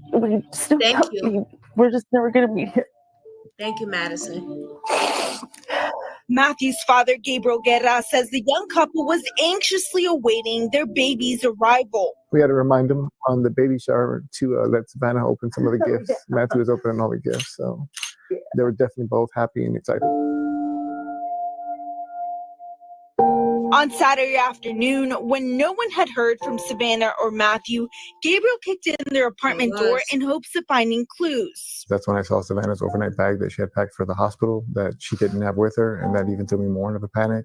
Gabriel knows Matthew was arrested in 2022 for domestic abuse against Savannah and even suggested Matthew stay in custody longer. They had contacted each other on the phone, and that was a violation, so they can please keep him in there. And unfortunately, it would have to be Savannah to say that, and she wouldn't do it, so eventually he was let out. Domestic abuse charges were never filed again. Gabriel and his wife Raquel say the couple was inseparable and seemed happy. That's why they don't believe Matthew could have hurt Savannah, but they want to find who did. It's got to be something personal. I mean, I don't know what kind of person could do that to a pregnant individual. So there you have it. Yeah, that piece gave us both sides, Ed. And there's so many unanswered questions. You know, how did they get there at I that, agree, at that Amber. No location one behind that deserves apartment complex? Were they shot and killed somewhere else and dumped there? And I hate to use that word dump, but we talked about this with our auto crime expert, Tommy. He said that 75% of all homicides involve a vehicle, and we have that here. Maybe. Yeah. And we have that video of their vehicle pulling into a parking lot and up to a pickup truck that was waiting there in that parking lot. And then there are individuals interacting between the two vehicles, and then the Kia pulls away. And that location is just around the corner, apparently, from where the bodies were found in the car. Yeah. We're going to show that in a few minutes, but Ed, the reason I thought it was important to go into the evidence that the San Antonio Police Department could potentially have, and to give everybody a little bit of a background here, they resided in a different police service area. So where their apartment was Leon Valley PD, and they reported the family reported them both missing on 12/23, but they also wanted to report in San Antonio because that's where they resided, the family. And then San Antonio Police Department basically told them, look, we can't take this report, but we can help to supplement and so forth. But once they were found in that jurisdiction, they have to immediately assume that they were killed in that area. But the detectives have to do their detective work to find out, and this is what makes it difficult, is to find out exactly where this crime took place.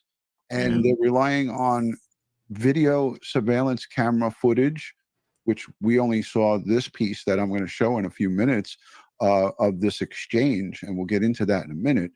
But Ed, I wanted to go over to you immediately on this Kia Optima, the vehicle where our victims were both found. One in the front seat, Savannah, with a baby seat in her lap, 9 months pregnant, and then her boyfriend, as they refer to him, but I say that's the baby's father / boyfriend, in the back seat, gunshot wound. And I want you to explain to the folks about the contact gunshot wound that they talk about on Matthew. So Ed, take it from there. Okay, so if in fact the victims were both shot in this vehicle, okay, let's start with the contact. No, we wound. didn't So hear the nothing contact yet, wound Amber. typically means that the muzzle of the firearm was pressed up against the hair and skin of the head. I believe they were both headshots, if I'm not mistaken. Ron, is that correct? Yes, that is correct. Okay, so then what ends up happening is the muzzle comes in direct contact with the skull. Now, when a firearm is discharged in that manner, because there is contact, what ends up happening is gases expelling from the firearm along with the projectile. The gases will get trapped between the skull and the skin and blow back towards the direction of the firearm and create a star-like entrance wound with gunpowder and soot all around it and traveling, and the gunpowder and soot will traverse through the trajectory through the skull bone and into the brain. And it all depends on where. I mean, I heard one report it was to the back of both of their heads. The police chief, as we saw him demonstrate, police chief McManus demonstrated at the temple, but they did not say that she had that contact gunshot wound. So does that mean that she was shot from a distance, maybe from the back seat, perhaps, or in a different fashion? It could, but they would, again, they would have to do the autopsy and take shave the hair away from the entrance wound and carefully look at the hair for gunshot residue particles and so forth that may have gotten trapped in the hair, and try to find those particles. And then also they would have to search the interior of the vehicle, the headrests, the seats, the backs of the seats, the fronts of the seats, and looking for the gunshot residue that may have been deposited inside the car when the gun was discharged, if in fact the guns were in fact discharged inside of the car. Now, also associated with gunshot entrance wounds, there could be what's called back blood spatter, Right. where the blood from the entrance wound projects backwards in the direction of the gun and the shooter. Okay, Right. so that the shooter may have gotten blood on their hands, their arms, or their upper body, and some of that blood could have gotten sucked back into the gun or on the gun. And so they would need to look for that. But again, looking for the gunshot residue on our female victim's gunshot wound, so that we can make a determination as to the distance possibly the gun was away from her wound when it was discharged. And then again, we'll know a lot more information when the ballistic projectiles are recovered. So we'll know the caliber, we'll know the lands and grooves that are on the bullet and which way they twist, and then that will give us what we call class characteristic information about what potential gun was used in this particular case. So once we get the caliber, the lands and grooves, that's like the markings, the markings of the barrel. It's the tool markings of the barrel. Okay. Some people might not know that in the audience. Yeah. That's why I mentioned it's what puts a spin on the bullet to keep the trajectory of the bullet true. So it spins the bullet either right or left, and the lands and grooves varies based upon the caliber and manufacturer. Sometimes they twist left, sometimes they twist right, sometimes there are 5 lands and grooves, sometimes there are 6 lands and grooves. But all of that information is cataloged in reference materials, so the firearms tool mark examiner could look at those bullets and then get a class characteristic information and say, okay, this is a 9mm and it has 6 lands and grooves to the right, so that means it's Smith & Wesson. Thank you, Okay? Tammy. Please so now we'll have do. a pretty good idea of what the make and model of the gun is that may have been used. Now, once we have that information and we couple that with possible gunshot residue, we go out and buy the same Tammy, can ammo you that was used. We subscribe get to the my same YouTube channel, gun please? from our gun library, And hit and that then we like can do a button over series there. of test shots into hair or into fabric, depending on where the gunshot residue is found, and try to replicate the pattern that we see, so we can get the angle and distance away from the entrance of the wound to figure how far away that gun was when it was discharged. Yeah, so there's a lot of work to be done, and we see homicide. I have some footage here of homicide detectives and crime scene unit detectives look. This is very interesting because these are what they say they are? NYP detectives from 9/11 scenes and all that stuff. So they know they stuff. This is very interesting. I want to hear what else they got to say, but I want to also read the comments. I'm bothered mostly about let me see. I'm bothered most about what the baby had to go through after mom died. Is very sad. The way that baby must have suffered. I know you said that before. Yeah. Yeah. My goodness, detectives have to be so focused and not involve so much emotions. I know, right? Almost like military combat. Ugh. Baby, I will too. What's your YouTube? Thank you, Amber. Brooklyn Squad, real life drama. I'm gonna put the link down below right now. I'm gonna put the link down below.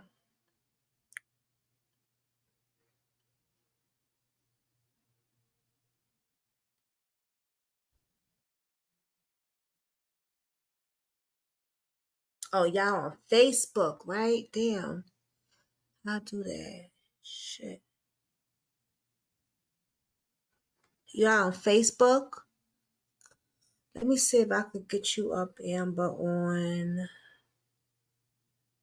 Let me see. Amber.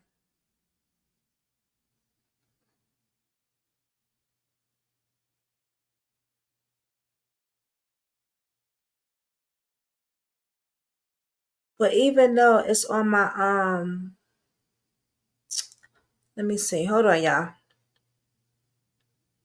I wonder if I put it down here, would y'all see it? No, because y'all on Facebook. How do I do it on Facebook? How do I put the link on Facebook? Grammy Tammy, that's gonna be the name of yours. I would join. Tragedy. Let me see. How do I do it on Facebook? Let me see. Okay, hold on.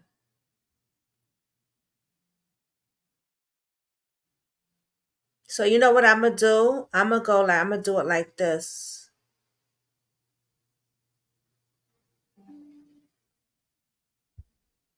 Hold on.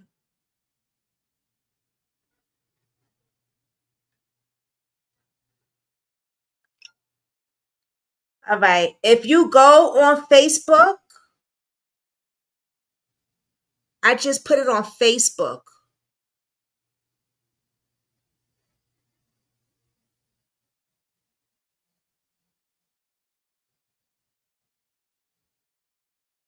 Cause I don't know how to put the link like right here.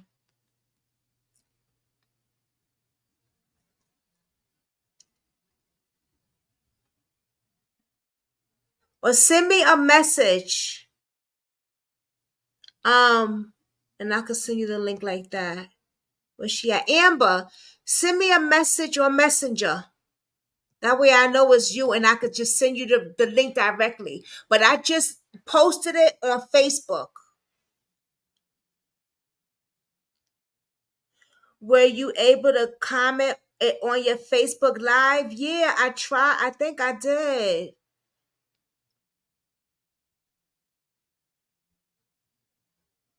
I'm going live on Facebook True Crimes and my other Facebook. So Brooklyn Squad True Crimes and Jasmine Jackson. But if you go to YouTube, right? And just go to Brooklyn Squad Real Life Drama. Here, I'm gonna put it right here. Go to YouTube.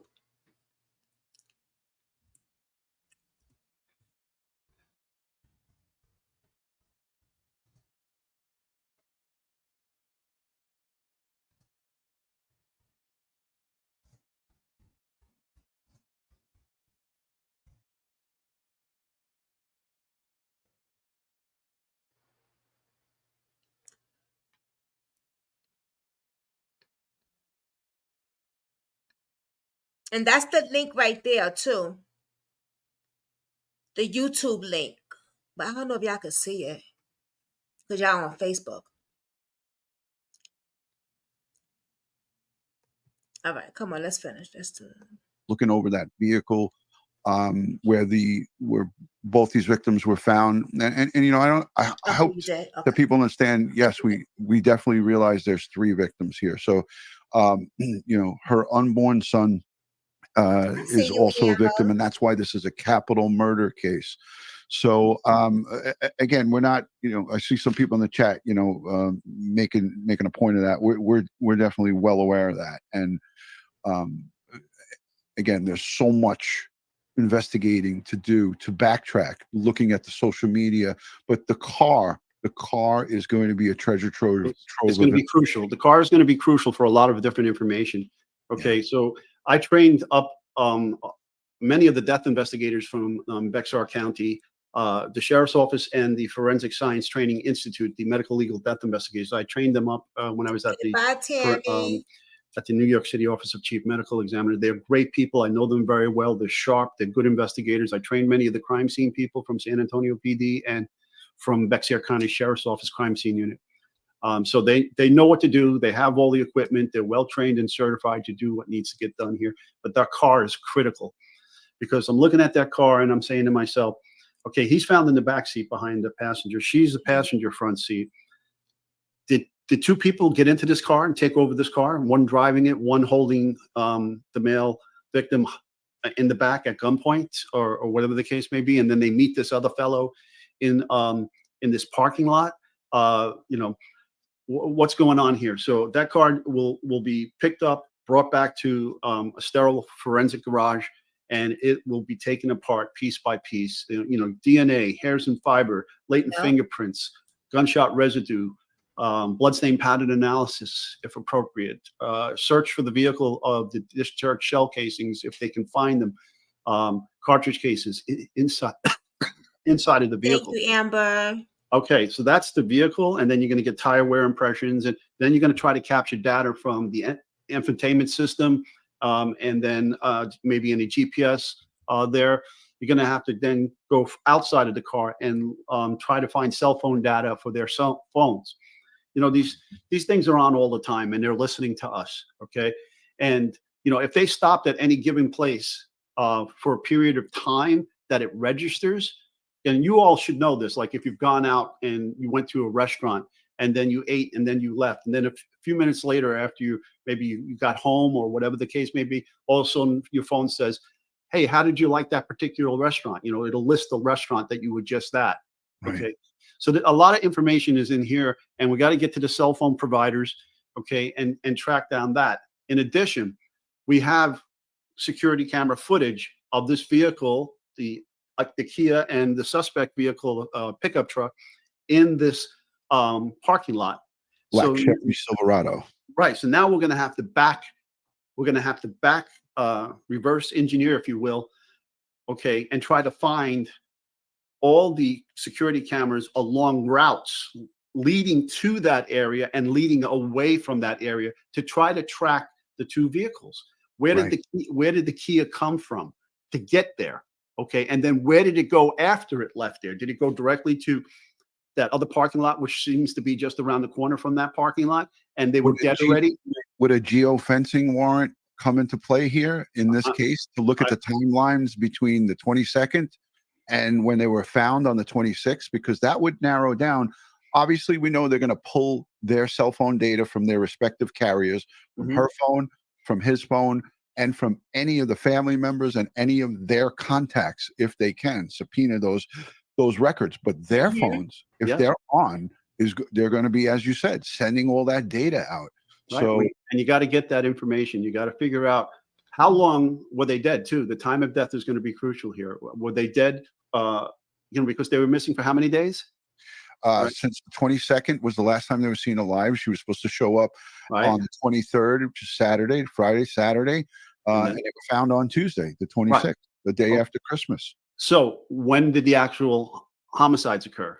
That's All and right. that's what I wanted to ask you. Thank you for leading me into that. Right. The police chief, as we're going to hear in this next piece, he said that they were. The reporter asked him, "How long were they in this parking lot here?" And he said 2 to 3 days, somewhere around that 3-day period. Now, was he going from Saturday, Sunday, Monday, Tuesday? No, that would be 4 days. So he said 3 days. And let's take a listen. Is there a timestamp, a date and timestamp on that video encounter in that parking lot? No, it doesn't show it. It doesn't show it. So we don't know when exactly that is. But let's just play this piece. I think he mentions it quickly in a blurb here. But if he doesn't, I have the whole news conference that he did, the presser. Tonight, new information in the capital murder case of a Leon Valley couple expecting their first child. Today, family gathered to remember the life of Savannah Soto and the son she planned on naming Fabian. We'll take you to the emotional vigil in just a moment. But as the vigil was getting started, police provided an update on their investigation. Tonight, new video shows an unknown man behind the wheel of the couple's car. KENS 5 reporter Zach Briggs has a closer look at the video and what it could mean to the investigation. Detectives right now are combing through days of surveillance video from several different locations. One of those locations near the crime scene where a pregnant Savannah Soto and her boyfriend, Matthew Guerra, were found shot to death at a medical center apartment complex. San Antonio Police Chief William McManus says this footage was captured just a few days before their bodies were discovered on Tuesday. Now, I want to just say, too, I'm going to play that full footage. That heavyset male, was out of that vehicle. I counted it 30 seconds. He stepped out of that vehicle and did whatever he had to do in 30 seconds. It looked like a female with what looked to be like a ponytail, perhaps, in the back. Got out of that driver's side there behind the wheel. She got out for a second, and it looked like he kind of like nudged her back. Let me know in the comments, and let me. I don't know. I don't know that was a female, but we'll look at it closer later. I looked at it. I zoomed in when I was at work today. I don't think I could do it here, but I zoomed in on it, and it appeared to me that it was a female. But again, it's not 100%. This is just me from my experience and looking at this stuff a lot. But let's let the rest of this play, and then we'll go to. I have a high definition video of this, and we'll see if we can zoom in.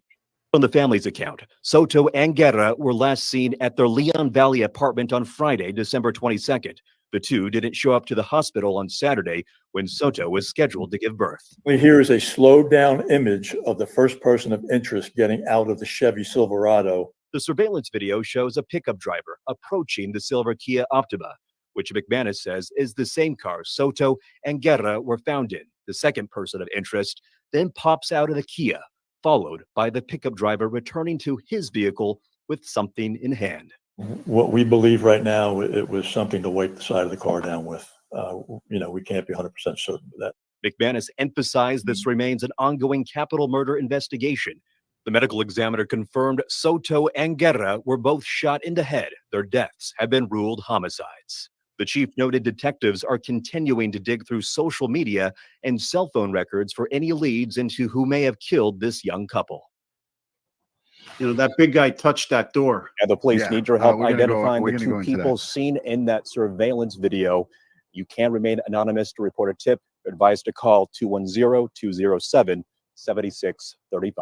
I'm Zach Briggs, Kent's. All right.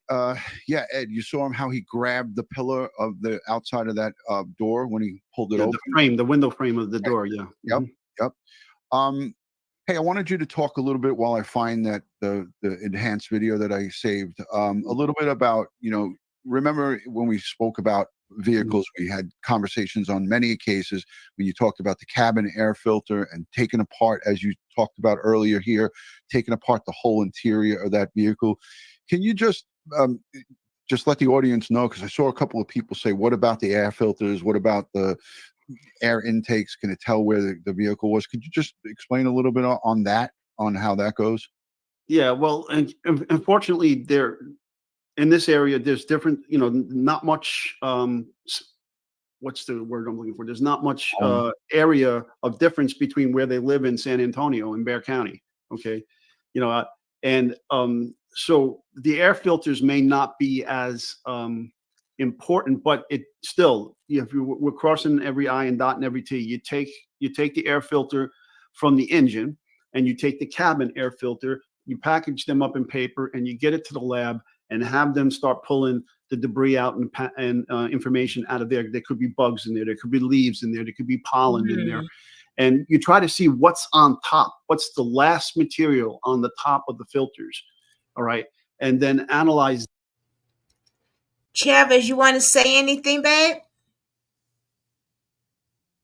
No, I'm listening. This is very interesting. It is, right? I do have I wonder, so, I mean, and it's speculation, but I thought I heard them say in a news brief that they were both shot in the back of the ear. So with what they're saying, with the close contact of the gunshot from Matthew, how would it even be possible for, and I'm just thinking in terms of people still want to speculate, maybe he did it, but how would you hold a gun to the back of your ear? And, it just further proves, but like I said, we've seen the video. So it's just so sad. Mm-hmm. I was thinking that too, because I thought the cop said the back of the ear. Yeah, like execution style. Right. I mean, the back of the ear. Yeah. This is crazy. Damn. Yeah, this is very interesting, though. Definitely from the perspective of people that have direct experience with homicide. That's what I was saying. Yup. I was like, oh shoot. Yeah, so if anybody knows, I didn't see this whole thing. Like, I saw they little tiny news clip thing, and I could tell when something is gonna be interesting. I'll stop it and say, I gotta go. I'm gonna watch it with y'all. You know what I mean? Yeah. So I didn't even see all this. So I said, I just want to watch it with y'all. We're gonna watch this together. Okay, very interesting indeed. I'm here for it.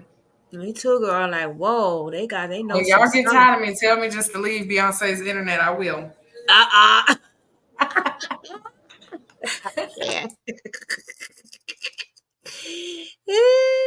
Wait. Well, Katie with my baby.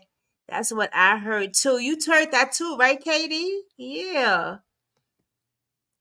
Okay, that's good to know, Trash. I must be getting cars without bells and whistles.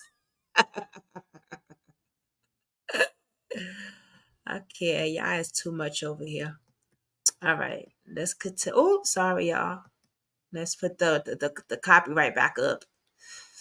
All right, let's see what else he's saying here.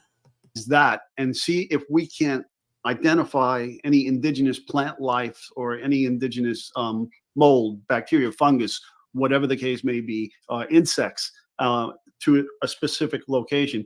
Just like I'd be all over that parking lot looking for tire impressions for the pickup truck, and also I mean we have video information that these vehicles were there, but I still want to gather a little more forensic evidence, and maybe we can match the tires up and show besides the video proving that they were there. But I would like to do all of that as well. And again, there's so much involved in that vehicle. That vehicle is the heart of that case. If they were in fact killed in that vehicle, okay, there's going to be tons of evidence inside of that vehicle. 100%, Ed. Yeah, I feel that not only will the interior of that vehicle, but that in particular, that passenger, the driver's side of that vehicle will yield a lot of information about that guy, that big guy that got out of that car. Yeah. I can't on here figure out how to zoom it. Like at work, I'm able to actually pinch it and zoom. On here, if somebody could tell me, maybe there's like a function on my Windows keyboard to try to enhance it to get it closer. But I'm going to show this because I'm starting this at the 18-second mark. Well, actually 16-second mark. So it lasts from 16 seconds to 46 seconds. It's a total of 30 seconds or so that he's out of that car. But let's see. Let's back it up. Technically, it's 15. I'll back it up to the beginning, but it starts at 15 seconds. So now we can see when he pulls in. Yeah, he's pulling in right here to the right. And this is in 1080p, folks. So let me just let this play. All right, so you got to be searching the cell phone towers now at this point because they probably were communicating as to where to meet and all of this information. So we got to see what was active in this area. Now they pull up side by side here. The big guy's going to get out. I mean, this guy is huge. He should not be hard to find. Okay. He's touching the car. I slowed it down, Ed. Yeah. It looked like there's another person outside. Looking in the car, looking in the back. It does. You can see The movement. other person gets out. Mm-hmm.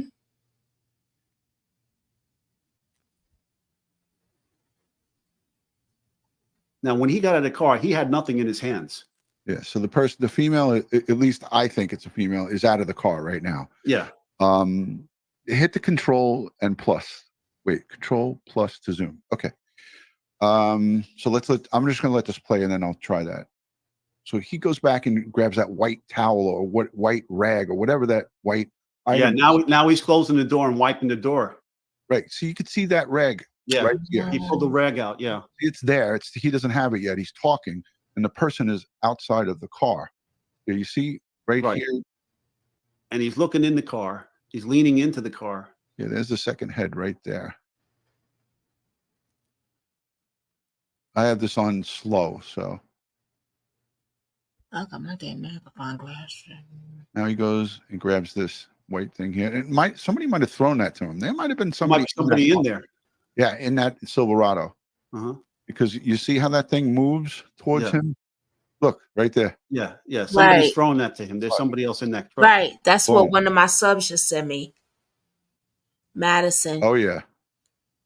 That's 100%. And if anybody caught that, I think I saw somebody in the chat saying that too earlier. That's a good Now one. now he's wiping the door down as he closes it, and That's the what I was person gonna got back show in y'all. is getting back in the car.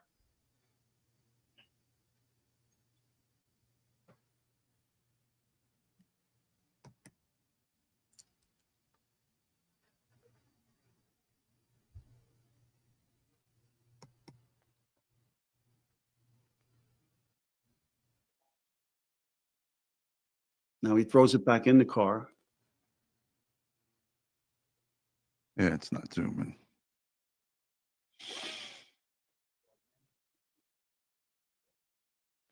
You were right, Madison. Yeah. Just got to go back. You know, if that towel wasn't clean, you know, all they could have done is just wipe that DNA around and added some other things, hairs and fibers from the towel and whatever DNA was on that towel. They on camera cleaning up evidence. Child. Put it back to normal. Yeah, somebody definitely. Yeah, somebody's throwing that towel to him. Yeah. And he's cleaning something. He cleaned on the side and then inside of that door. See the person out right now? Boom, Yeah. I'm back in. Yeah, he throws the towel back in his truck, gets in, and then they drive away. She shuts the door. I'm convinced that's a female in that driving that car. Bitch, you going down. What a belly on that guy. I'm not one to say anything about anybody being heavy, but good God. Yeah, see? Boom. Yeah, I see it. Looks like a female. With what looked like a ponytail. At the office, I saw it much clearer than here. He puts the towel back in and he's going to drive away. So Yeah, again, we know which direction he came into the parking lot. We know which direction the Kia came in. We got to reverse that and try to find all the cameras along the routes that lead to this in those both directions. And you got to hope and pray that there is there are a lot of cameras, but I think that if they had more footage, they may very well have more footage, Ed, and they don't want to release it because it's Right. you know. And again, we don't know the date and time of this. We don't know that, right? Uh-huh. I'm just letting it play again at full speed.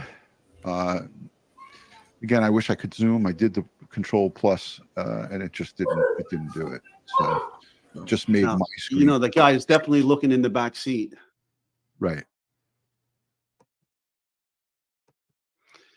No, we didn't see any muzzle flash or anything like that that would indicate that the shooting took place here. Right. I didn't see any of that. No, nothing there. All right, hold on a second. So they were already Stop screen. All right. So that Now I've got both of my screens all messed up. Hold on a second. That's why I don't ever like to touch things because it just screws me up. All right, I got it now. So yeah, there's a ton of forensic evidence now at the apartment. I wanted to talk to you about at their residence. You heard his father say, "I kicked the door in." We went inside. He went in with his wife, which is the stepmom. He's remarried. They state that there's her bags that were packed for the hospital. She was going to be induced to give labor on Saturday. So all of her things were there. There was a candle lit. What type of challenges do they have at that location, at the crime scene, at the scene of their home? And again, that was just a slip up. It's not a crime scene there. We don't know if it happened there. But what do they got to do there to rule that out, Ed? To rule what out? I mean, they could have been abducted. They could have been abducted from that scene. Right. So what do they got to do to figure that out? Well, somebody have to go in there and again do a thorough crime scene investigation of that location. They're going to photograph it, sketch it, measure it. They're going to, look for latent finger. What you said, Mama? Someone has a Ring doorbell camera of them leaving. So the police haven't released that, but I'm pretty sure somebody said they seen them on camera leaving. So like all this, they left in a Cadillac and all that stuff. No, they left on their own free will because they were just going somewhere and coming back. But somebody has them on a Ring doorbell leaving alone. Oh. I think his dad was just trying to salvage, what was going to happen to him in the media because of his lifestyle. Me why too. he kicked the door in and took stuff out. And it also hurt him because you just can't hide stuff like that. But I think really that's why dad went in and took, alleged weapons and drugs. Mm-hmm. Yeah, that's what I think too. He didn't mean no harm. He was just thinking like, the lifestyle my son lives and stuff and how they gonna portray it. Let me just, that's his son. He want to protect his son. Exactly. Oh, And it probably hurt more than, the protection, but I can Yeah. understand why he did it, even though it wasn't the right thing to do. Yeah, me too. Because that's what I was thinking too when I heard that. Yeah. I definitely didn't think his father had anything to do with what happened. My first thought was he wanna, protect his son because of the lifestyle and how people gonna be saying all this and that, and it Yeah. just, you know what I mean? So And it didn't take long for her family to drag him through the mud. Sure enough. yeah. Yeah. Fingerprints on the door, look at DNA. The father said he kicked it in. They're going to have to get his footwear that he was wearing that day and see if there's footwear on the door showing evidence that he kicked it in. And You then just saw it, we pray to Madison? God that the father didn't destroy any forensic evidence that was on the outside of the door or inside the location when Is there any when communication? they made entry and looked around the apartment for their son and their son's girlfriend and so forth. Didn't manipulate the baby bag or touch too many items, commingled DNA that may have been left behind by maybe suspects going into that location and pulling them out of there and then driving off with them to kill them. Right. Yeah. So there's a lot of work that they need to do there. Again, my screen is screwed up here. Let me just try to. Okay, there we go.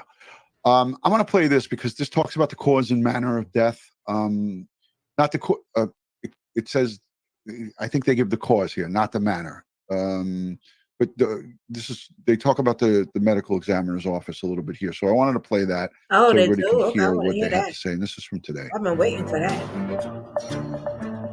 Let me see that. Police in San Antonio are working to uncover new leads found tonight in the murder of pregnant teen Savannah Soto and her boyfriend Matthew Guerra. Reporter Zach Brick gets us up to speed on the latest developments in the case. Detectives right now are combing through days of surveillance video from several different locations. One of those locations near the crime scene where a pregnant Savannah Soto and her boyfriend, Matthew Guerra, were found shot to death at a medical center apartment complex. San Antonio Police Chief William McManus says this footage was captured just a few days before their bodies were discovered on Tuesday, based on the family's account. So he must have a timestamp on that to know that it was just a few days. But we don't see it. Soto and Guerra were last seen at their Leon Valley apartment on Friday, December 22nd. The two didn't show up to the hospital on Saturday when Soto was scheduled to give birth. Here is a slowed down image of the first person of interest getting out of the Chevy Silverado. The surveillance video shows a pickup driver approaching the silver Kia Optima, which McManus says is the same car Soto and Guerra were found in. The second person of interest then pops out of the Kia, followed by the pickup driver returning to his vehicle with something in hand. What we believe right now, it was something to weight the side of the car down with. We can't be 100% certain of that. McManus emphasized this remains an ongoing capital murder investigation.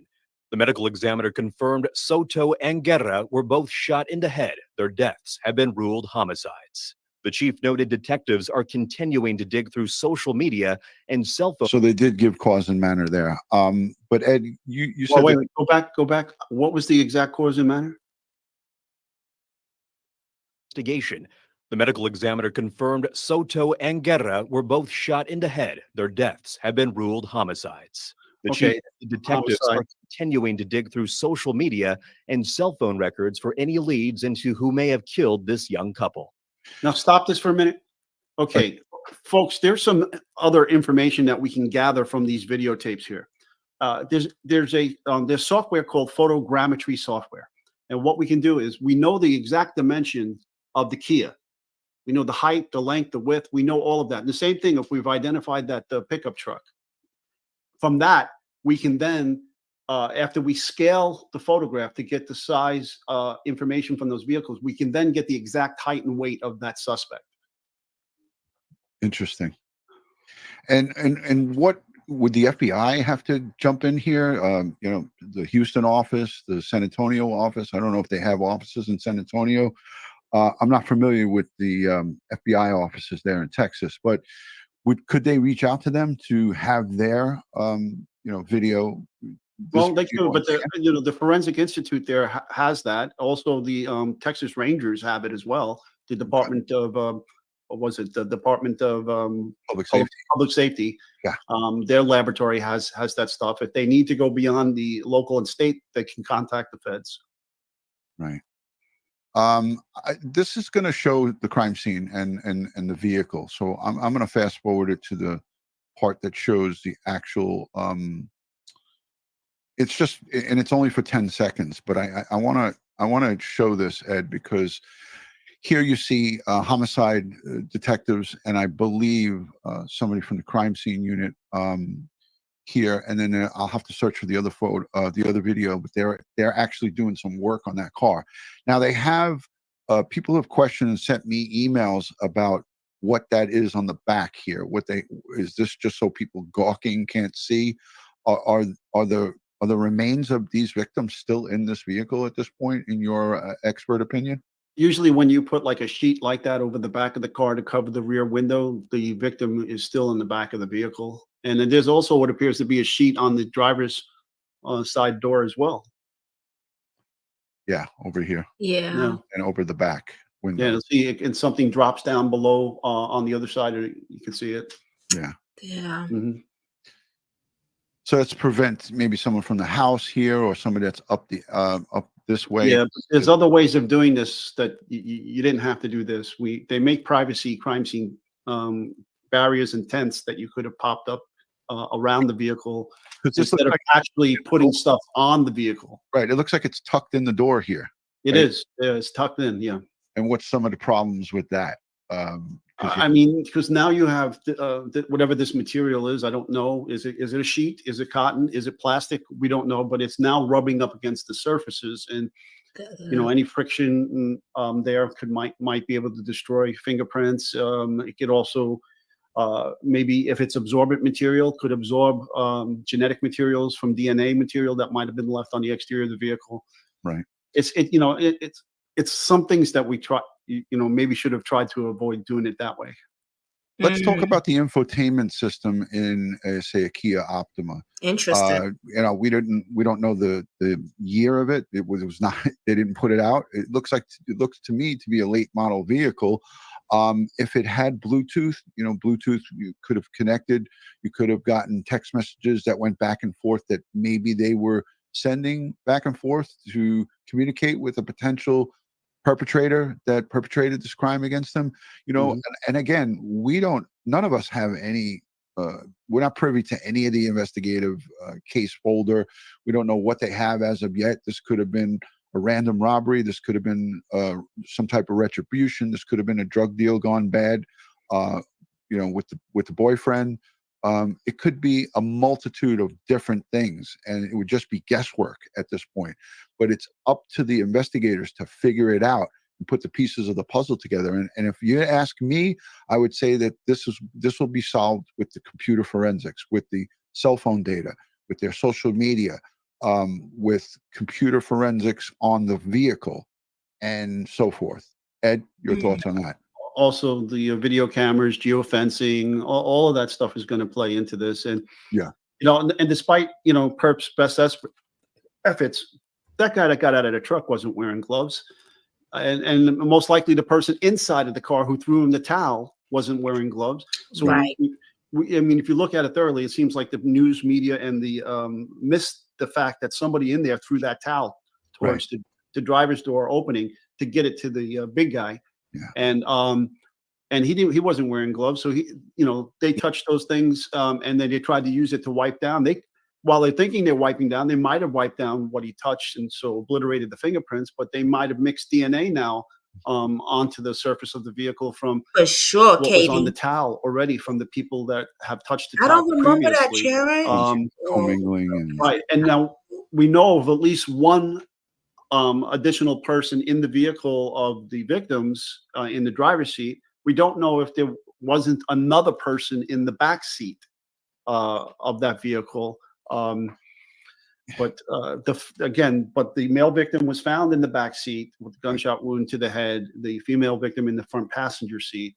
Some folks are saying it's a 2013. I'm just saying I couldn't find official confirmation from the chief of police, and that's who I'm going by. I'm not going by like Facebook stuff, or I'm sure it might be a 2015 Mountain Girl. Anything is possible. It could be, but we don't know. And I want to go to some of the starred comments here that we have. Kim, thank you for becoming a member. Christy, thank you for becoming a member. Let's Unpack That is sending me information about how to Zoom. I got that. Jennifer, thank you for the super sticker. Judy, thank you for gifting the memberships. You're so kind to do that. We appreciate it. Melanie became a YouTube member. We appreciate you joining. And also KW, thank you for becoming a member. Hey, folks, if you haven't subscribed to our channel, please do so. All right. Take your time now and spread the word about our channel. Come join our True Crime family and subscribe. We are this close to hitting the 200,000 mark. Oh, absolutely. Yes. And thank you, Ed, for reminding me that. I completely forgot. We're at that push. We're getting close to it. We're trying to hit that 200,000 before the end of the year, because that was a goal that Josh had, our producer, who has passed away in such an untimely fashion, 37 years young. But that was Josh's goal. I have it in writing. He actually sent me many emails. Actually, some of them are dated just January of 2023, as we talked about the upcoming year in 2023. So he had high hopes. So I appreciate everyone subscribing and hanging out here. And I did want to ask you a couple of things as it pertains to people were asking questions about fingerprints on the glass. And remember, our last Forensic Friday with Nick Rinn, we talked about glass. What if this was the question? What if there was fingerprints and then they used Windex and cleaned all those windows inside that car to get rid of any type of blood spatter, anything in that vehicle? Can you answer that question? You're a CSI expert. Well, an ammonia-based window cleaner I think I know what you're would talking wreak havoc on fingerprints and I heard DNA. something like Okay, that.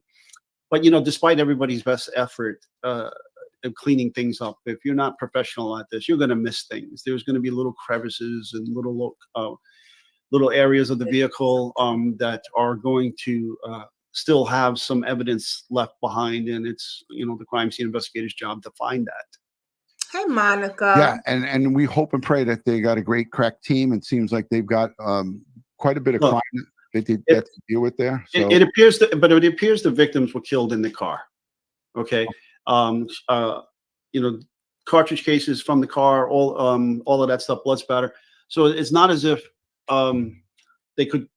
There's only a limited amount of cleaning they can do with the victim still in the car. Right. Okay. Look at Brendan saying here, Ed, cops are at the car and had no gloves on, no booty. Yeah, I did see that, but we don't know if they're just like regular, detectives or crime scene guys, because you pray and hope that they're not touching and manipulating the vehicle or any of its contents without any gloves on or booties or even a hairnet. Let's take a listen to what the district attorney had to say. And I want to say thank you to everyone that's in the chat. I saw Oblivious Benson. She said she had some inside information about this. Again, we're going over the forensics and the DNA. Also, right? Didn't we hear that the family members got a telephone tip as to where the car and the bodies were, and they went and found it themselves before the police? Correct. That is correct. And that's a whole nother.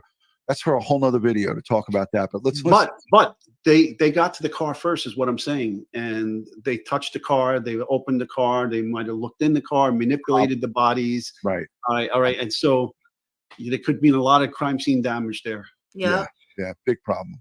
Oblivious Benson, who is a cyber sleuth, and she's a great one. She said the family found it based on the woman who lived in the complex. So it was somebody inside the complex that notified the family. Then in turn, the family responded. The police came right behind them. And, again, I don't know the exact timing or how long they were there alone, but it looked like early reports there were police there and there were family there, and they were very upset. Let's listen to the district attorney. Thank you for that, Oblivious. We love you over here. Thank you for that. All right, here we go. I mean, clearly, it was a heinous act. Allegedly, right? Unspeakable, the tragedy of it. It's a story getting nationwide attention, and tonight we're learning new information on the capital murder case of 18-year-old Savannah Soto and her boyfriend, Matthew Guerra. The couple was found dead with gunshot wounds in their car at a Northwest Side apartment complex on Tuesday. the medical examiner ruling both deaths as homicides. Thank you for joining us tonight. I'm Jay Avila. San Antonio Police today provided an update along with new surveillance video showing persons of interest. As News 4 San Antonio's Stephanie Esquivel reports, SAPD is now asking for the public's help to locate two people who they say could have something to do with Savannah and Matthew's deaths. We are hoping that someone is able to identify the individuals that are seen in this video. The San Antonio Police Department putting out a plea for the public's help to find the two people seen in new video released today. Detectives believe they could be involved in Savannah Soto and Matthew Guerra's deaths. Detectives are hopeful that surveillance video will lead to the events leading up to their death. Police believe Savannah and Matthew were already dead when this video was taken. They think the two people seen in the footage wiped the car down to get rid of fingerprints before ditching it with Savannah and Matthew's bodies inside. Detectives are also combing through social media and cell phone records to determine the last communications with the victims. The relationship between these persons of interest and victims is still unclear. Bexar County District Attorney Joe Gonzalez says when the people responsible are captured, the nature of the crime can result in additional charges because of the young couple's unborn son, Fabian. Under Texas law, that qualifies an unborn child during any period of gestation is a person under the Texas Penal Code for consideration in deciding whether or not to calculate, for example, more than one person. District Attorney Gonzalez also hoping these people are found so his office can bring justice for the victims and their families. And I want to say, people that live in that area and people that are paying attention in that area, that's a big dude. He sticks out like a sore thumb. Yeah, they got to know who he is. He's going to be identified pretty quick. And you know, somebody's going to either drop an anonymous tip or the enhancement of that video and additional videos that they have of that truck leaving that complex or leaving any, you know, again, Ed, don't forget about DOT cameras once he gets out on the road. You know what I'm thinking? Why is there not an award money? Getting award money, they're going to be dropping like flies. Yeah, that's true. But I think honestly, they're trying to keep all the naysayers because, you know, look at how crazy it is right now. Like everybody thinks they know something. And then even with that video that they posted with those other kids, I knew they were going to go grab them and, you know, interrogate them to see if they had anything to do with it. But people were posting that same guy and he was like talking about getting clout. You know, like a lot of these kids think it's funny. Like a lot of them will involve themselves with something they're not involved with, and that only hinders the case. So, and like they're saying, I think there's a lot of evidence that they have that they're just not making available to the public, you know, in hopes that they don't hinder the case more. Yeah, I do too. I think they got a lot more stuff, but they're not going to put it out because it's just going to, you know, like you said, it's going to just hinder the case. You know? Definitely. But I was wondering that. I was like, oh, there's no award. No award, but maybe they don't need it. Right. No, to put no award money out. Maybe they, you know, they feel that, you know, we're going to catch him without us having to put, you know what I'm saying? Yeah, and that's why I brought up that, you know, situation with the Telegram, and I'm glad Madison said something because I couldn't for the life of me remember what the app was called. But I remember, you know, his brother saying something about the profile of his Telegram, you know, was updated or it was different. And that also caused people to speculate then he's alive and he's done something with her. You know, his Telegram has changed. And that's where a lot of that came in also, you know, thinking that Matthew had done something to Savannah. Until they found that he was unalive also. Mm-hmm. But like Ray of Sunshine, you know, pointed out, you know, it really doesn't matter. what people think they're going to delete or change. Those timestamps are in there, and when you get timestamped, it's a thing called Google. Nobody has an active working phone without some type of iCloud or Google, and those things track you every movement. Like you have to physically go in and turn off locations and tracking and what data the phone is constantly taking. Yeah, I saw him saying that. I was like, yeah, you can't erase it. You can't. It's gonna be there. It's definitely gonna be there. Interesting.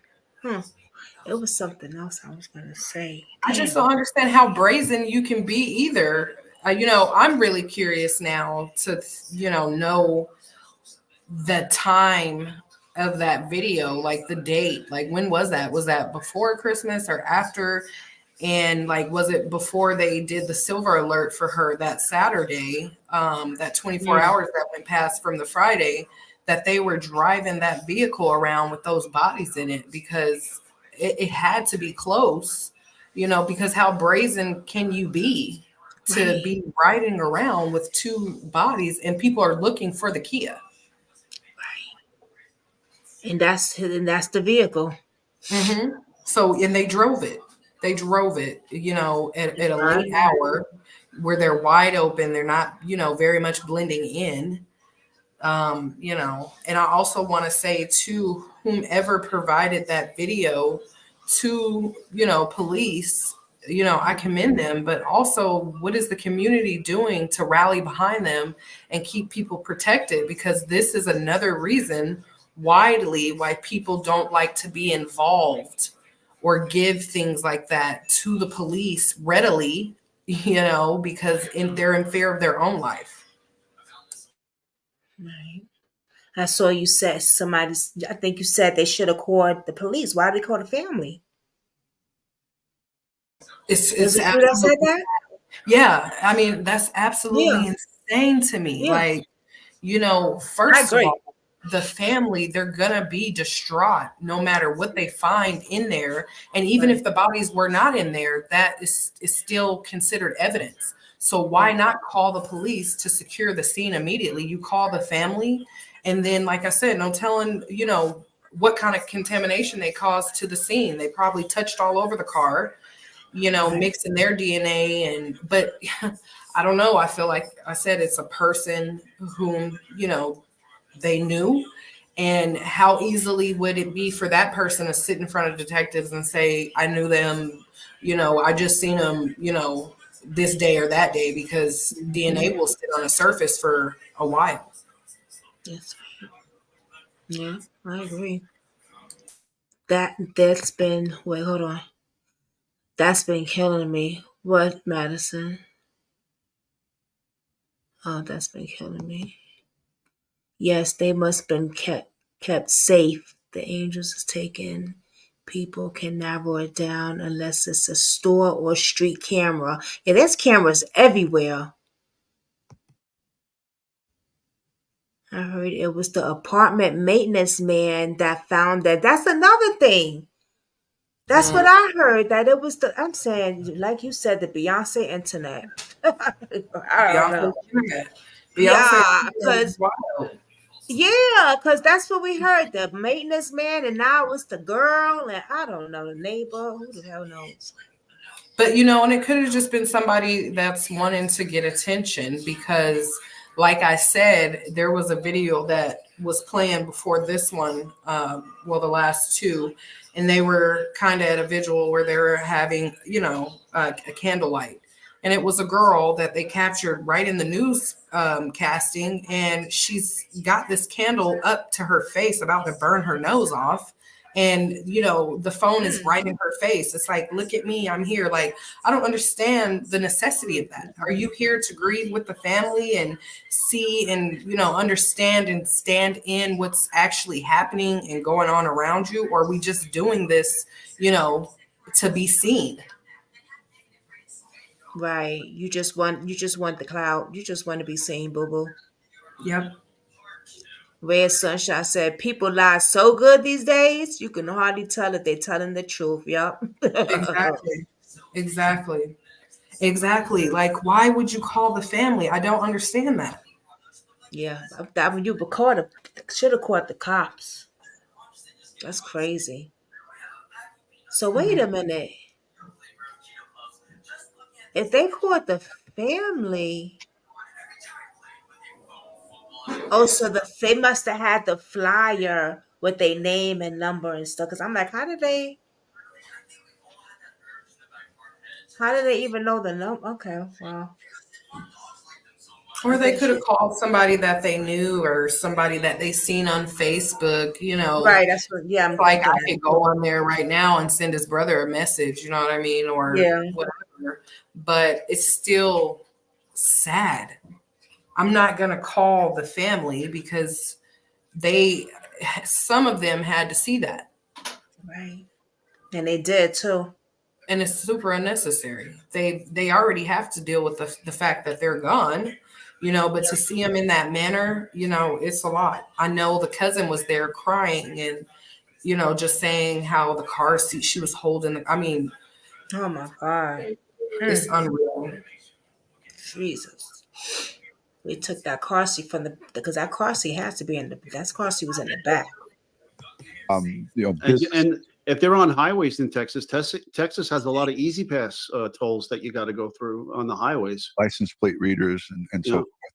Let's listen to what else the DA has to say here. We were going to do everything humanly possible to hold this individual or individuals accountable. Stephanie Escobar, News 4, San Antonio. Earlier this evening, friends and family of Savannah Soto gathered for a vigil to honor the 18-year-old and her unborn baby. Go ahead, Ed, what you thought. Now, if they were taken against their will and they were grabbed, you have two people, one pregnant and the male.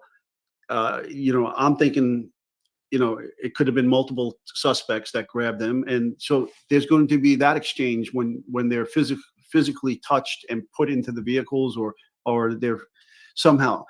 I'm sure these perps didn't clean their fingernails or anything, so those hands should have been bagged appropriately, and the fingernail should have been looked at back at the autopsy suite to see if there's any foreign hairs and fibers and skin cells. Excuse me, from the interaction with the suspects, and also their clothing and any bare skin, depending on what clothing they were wearing, or any bare skin, if they were somehow grabbed and restrained in some fashion, or pushed into the vehicle or whatever the case. You got to look at that skin for fingerprints from the skin, and right. I'm sorry. and also DNA from the skin from this being manhandled by the suspects. Yeah.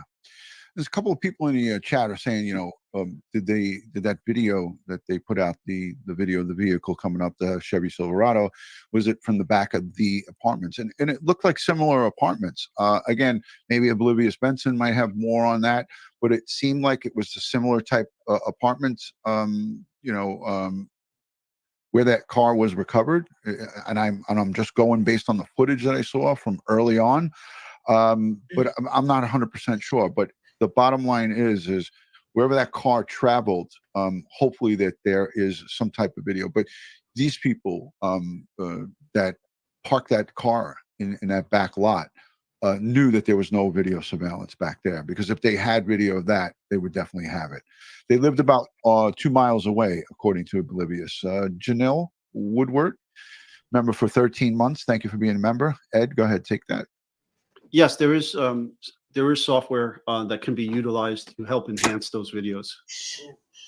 There you have it. Yeah, there's a lot that can be done as far as enhancing the videos. And again, we're hoping that there's more. I want to address the elephant in the room.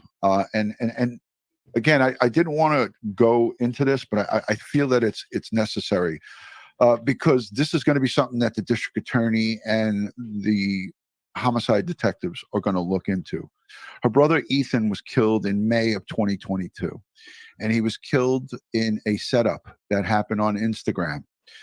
For those of you who aren't familiar with some of these inner details, he was lured into a location to sell drugs to a female. This is Savannah's 15-year-old brother, and this was in May of 2022. I'm going to play a small clip from this because one has to say to themselves, if you're any type of investigator, and for me and for Ed, we look at this. This is victimology. This is perpology 101, where you look at this family, the Soto family, and you see what has happened in the past and what has happened leading up to these events. And you take all of this and you package that all up, and you have to check off all the boxes. And that's what detectives do. They have to look at this stuff. You're looking for motive. Who has a motive to do this, right? So this next clip is just a little bit under 3 minutes. I want to play it because it's from 2022, and it goes over the murder of her brother, of Savannah's brother. And I want you guys to just get and absorb this and look, because some of this very technology and this very same method of investigations is going to be used in this case as well. So let's take a peek at this. A murder case, 4 months on the run. A 17-year-old is now jailed. On May 16th, when officers responded to a shooting in the 2100 block of Alston Street on the city's northwest side, there they found Ethan Soto lying in the street, shot multiple times. But now the suspected shooter, identified by police as 17-year-old Victor Rivas, is behind bars. He was arrested last week and charged with murder. Now let's bring in KENS 5 reporter Vanessa Croy. She joins us live from SAPD headquarters. That's right. And Vanessa, detectives say social media actually played an important part in this case. Listen closely. Well, that's right, Henry and Audrey. Investigators told us that in many times people think that when they delete a message on a social media app that it's gone forever. But in this case, it's what cracked the case, those deleted Instagram messages, leading investigators straight to Victor Rivas, who's now facing murder charges. Oh, wow. Our cameras caught the sound of gunshots just before 3 p.m. on May 16th. That's when officers found 15-year-old Ethan Soto lying in a pool of blood near his northwest side home. Soto later died at the hospital. The shooting now turning into a murder investigation. According to an arrest affidavit, detectives recovered Instagram messages and were able to piece together how Victor Rivas planned the ambush killing of Soto. They say Rivas got a teenage girl to contact Soto on the social media app, luring Soto into selling her drugs. And when the alleged deal was about to go down, it was Rivas who was waiting for Soto. Police later figured out that the brazen murder was in retaliation after Soto had stolen drugs from Rivas the day before. Investigators say they got a warrant for Rivas's Instagram account and found messages from Rivas to another user saying he was going to catch the person who robbed him. They also discovered threatening messages Rivas sent to Soto. An hour after the shooting, Rivas sent a message to another user that he had to ditch the car. Police say they later found out Rivas had reported his car stolen 2 hours after the ambush. Through other messages on Rivas's Instagram, investigators discovered that he had bought a semi-automatic gun from another Instagram user and then posted photos of the gun on his page. Detectives believe that Rivas got the girl to lure Soto away from his house, waited for him to leave, and shot the 15-year-old. It's unclear what charges the other teen will face, though police are calling her an accomplice. Victor Rivas is still behind bars tonight. His bond set at $200,000. Online court records show that Rivas was arrested on unrelated charges, posted bond, and was released from jail. This happening just a few days before he was arrested and charged in the murder of Ethan Soto. Reporting live. So I wanted to play that, Ed, just to give a little bit of background on the victimology here. And this is part of it. And I'm going to play another small piece. In the court process, the Soto family attacked this person who murdered their son in the courtroom. They attacked him and fought. And this guy had to be hospitalized. And I'm not going to make any comments in regards to that. But the bottom line is this is all part of it. This happened a short time after he was collared. And this is inside a courtroom.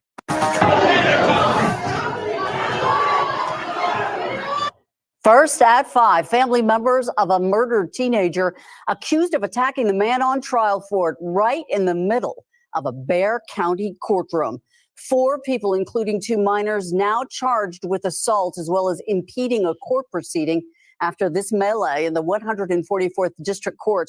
Dylan Collier live now with how this attack unfolded. Unbelievable, Dylan. Certainly is, Ursula. This was supposed to be a routine hearing for defendant Victor Rivas, charged with killing 15-year-old Ethan Soto in May of last year. But footage shows Soto's family had other ideas this morning. Rivas, who was handcuffed and placed in the jury box, was repeatedly struck with closed fists after members of Soto's family jumped over a partition and attacked him in the jury box. Deputies said Rivas had gestured toward Soto's family after being brought into court. Rivas was charged last fall, months after San Antonio police said he killed Soto as an act of revenge for a drug robbery. Administrative Judge Ron Ronhell said these type of violent outbursts can happen from time to time.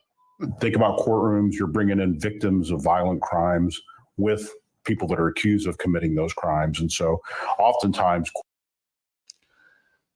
Okay, hold up. How come the cop, first of all, I don't see nobody barely stopping them.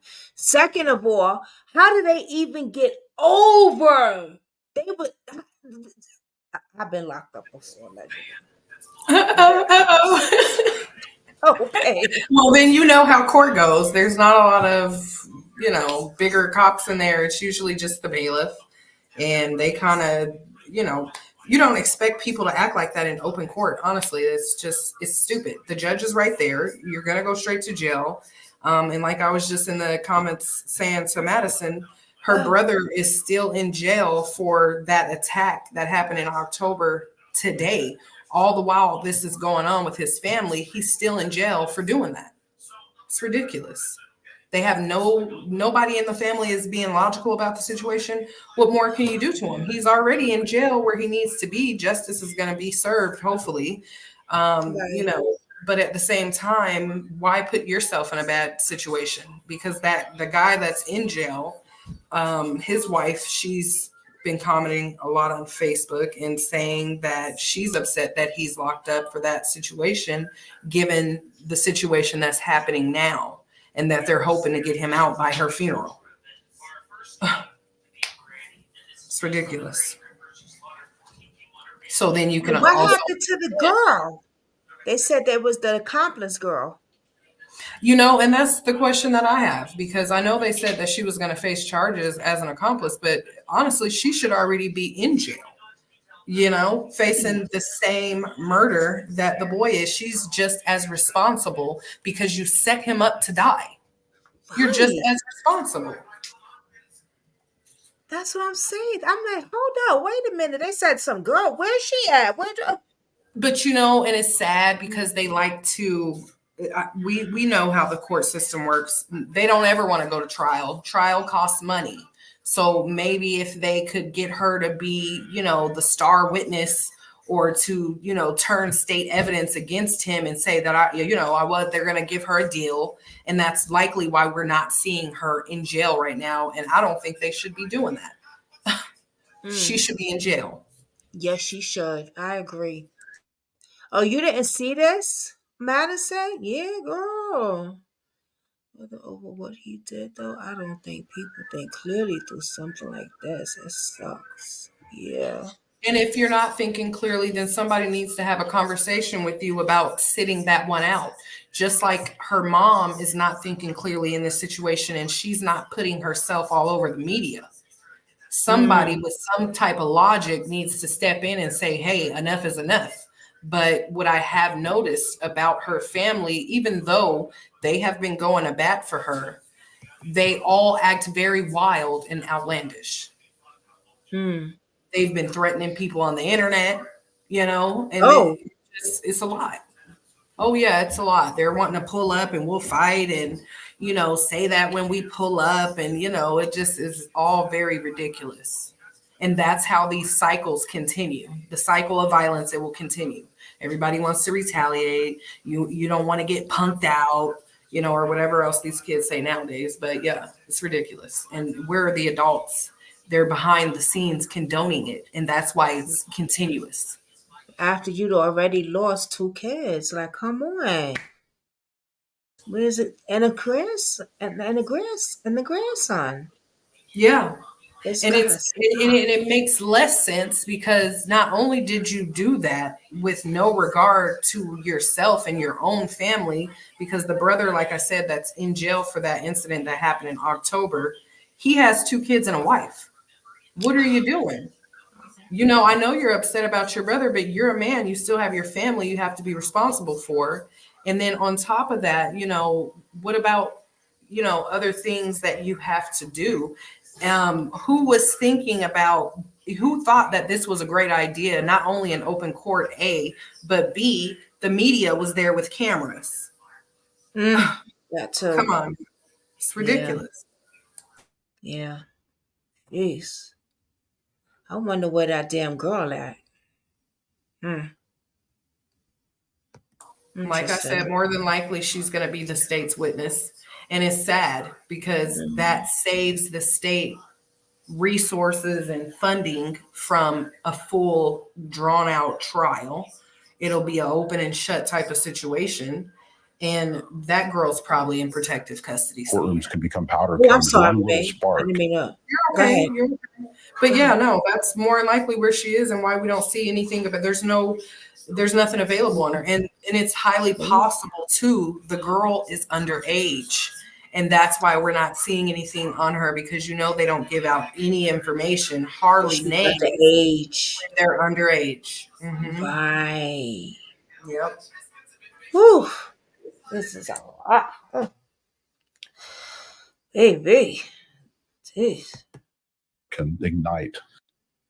And this was certainly one of them. Rivas was checked out by paramedics at the courthouse for a facial injury. 4 people, 2 of them minors, will be charged with assault causing bodily injury and impeding a court proceeding. Both of them. All right, so you guys get the idea here. Wow. Again, this could be nothing and this could be something. We don't know. So this just happened last year. In May of 2022, the murder took place of her brother, and then this was one of his court appearances. If you think that, you know, things like this don't get looked at by investigating authorities, you're sadly mistaken, because you have to go back and look at this stuff. Ed, any thoughts? Oh, absolutely. Absolutely. I mean, this is all a part of that. I mean, because again, we're trying to establish motive. Who has motive? Why would they do this? Is this a retaliation to this attack? Okay. So that all has to be looked at, and everybody that was involved, that suspect that got beat up, right? So they're going to be looking at that suspect's family and that suspect's maybe gang affiliations, and trying to see, okay, where were they when this occurred? Yeah, but it wouldn't have nothing With to do with the the murder boyfriend. of the mother and the soon-to-be mother and her boyfriend. Absolutely. And then you're going to want to see, you're going to back up and you're going to say, okay, who was the last person to see these people alive? What was the last telephone communications, text messages, any type of communication that occurred between the victims and somebody? And all that is going to be driven down to the ground, figured out, and it's all going to be part of the case. I want to look at the chat, Ed, 100%. I want to just say this. People are worried about you. Ed, what's happening with you? You got a cough? I know, cough due to cold. Everybody's getting coughs around the holidays. I have a cough due to cold. There you go. And I had to throw that in there. So Ed is okay. He's got a cough, but he's a trooper, and he's on live with us, even though he does have some type of cough. And I recommend taking some Robitussin, maybe something a little hotty totty to. No, I have my I have my meds. It's all good. Ed's a big boy; he can handle it. So look, Elena Gonzalez says, "I got a cough too. This happened to me 2 months ago." Ed, are you okay? Bronchitis. Ain't nobody got time for that. Remember that? Yes, I do. Ain't nobody got time for that. Listen, so this is a very complex case. You have the mix of drugs, which is confirmed in that family with the young brother. We don't know, and we know that Matthew was, into a lot of stuff and doing things. I didn't look at his criminal history because I felt that this show tonight, we were talking about the CSI and all of the evidence collection. But we will do more shows on this. I want to go to the chat, #DutyRon, #Ed. Put your comments in, highlight your comments with the hashtags, and we will get to your comments. It's about the victims and their families. And, you know, we heard from the Soto grandmother, and her interviews broke my heart because she talked about her grandchildren losing her grandson in 2022, and now losing her granddaughter in 2023, and her great-grandson, her unborn son. This interview with the grandmother that I'm going to play right now is heartbreaking. And I, as a seasoned veteran and a seasoned NYPD detective, it broke my heart to hear her talk about this, because I gotta rinse my hair out. she's just heartbroken over this situation, and she's probably lived her life the right way. And unfortunately, some of our younger folk choose to go down the wrong path. And you know, my grandmother used to say to me, God rest her soul, she lived to almost 101. You're judged by the company you keep. You know, keep your friends close, but keep your enemies closer. You know, as I heard that a gazillion times from my grandmother, but she always said, Ronnie, you're judged by the company you keep.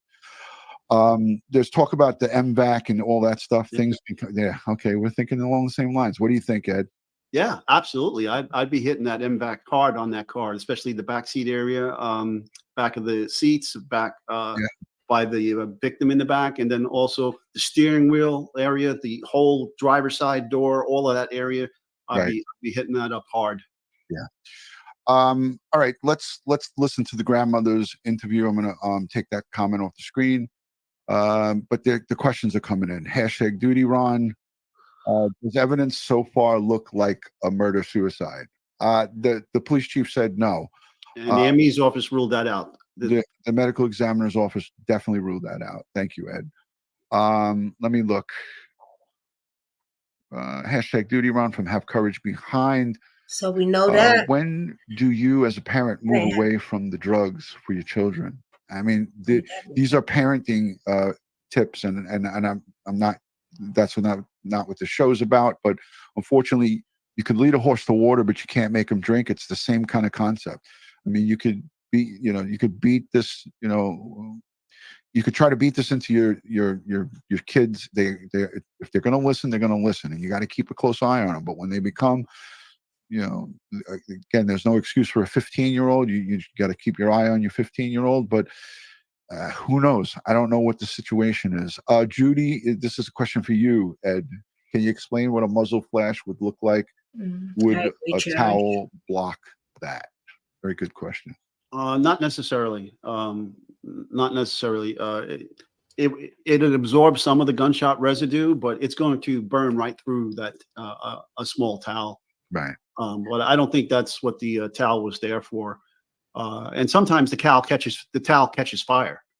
Okay. On the muzzle flash. Yeah, from the muzzle flash, right? If you put it in front of the firearm and discharge it. So Ed, this guy's been trying to correct you the whole show. So it's bear. I've been saying bear.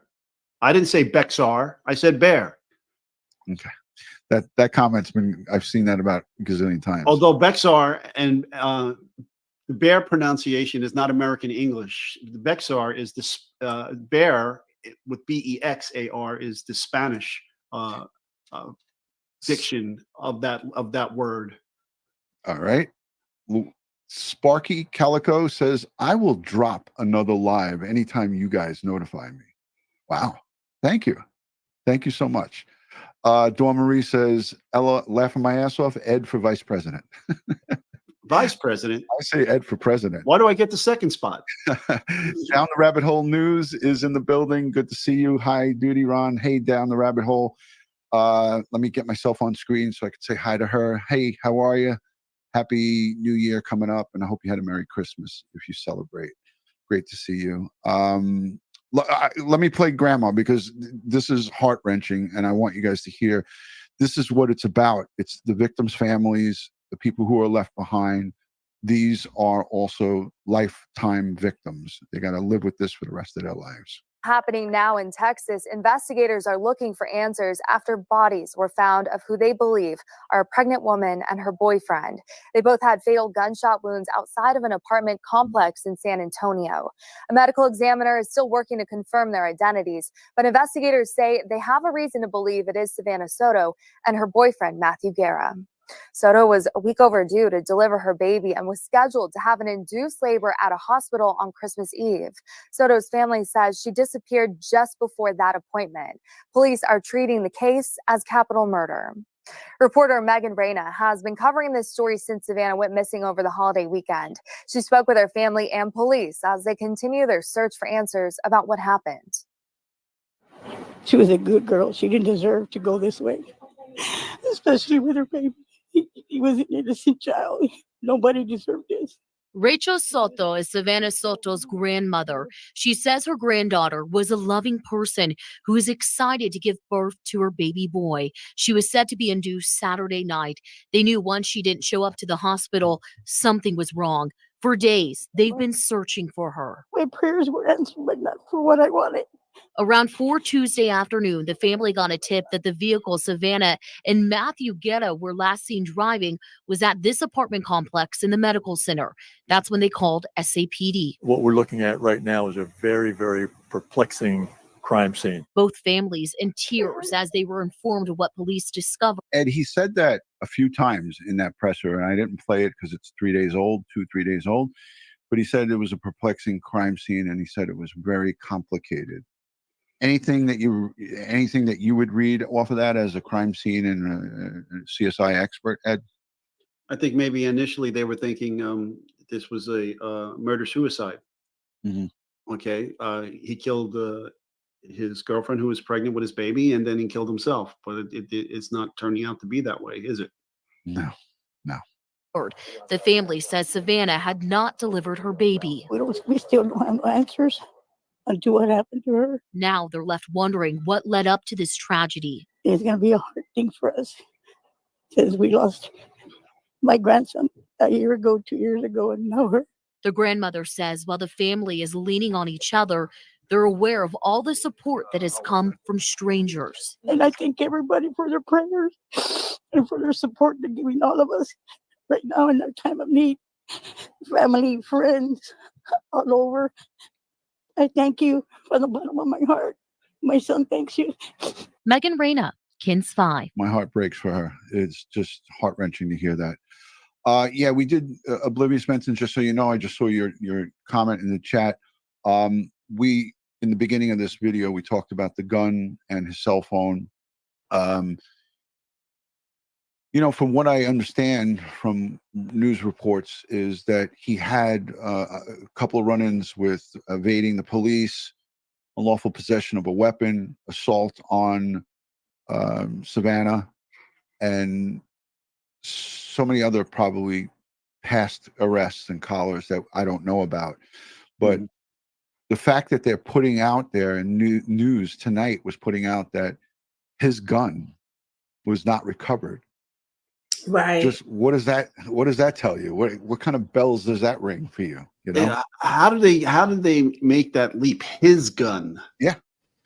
Okay. Why? I mean, did they know that he was in possession of a gun? Because now earlier, between the time he was arrested for the domestic violence, he was put on probation, right? And his probation was extended because he had some infractions that occurred. In addition, one of them was he was found in possession of a firearm. Yeah. Okay, and so they extended his probation. Okay, so obviously, if he was found in possession of the firearm and he wasn't supposed to have the firearm, they would have arrested him and taken that away from him.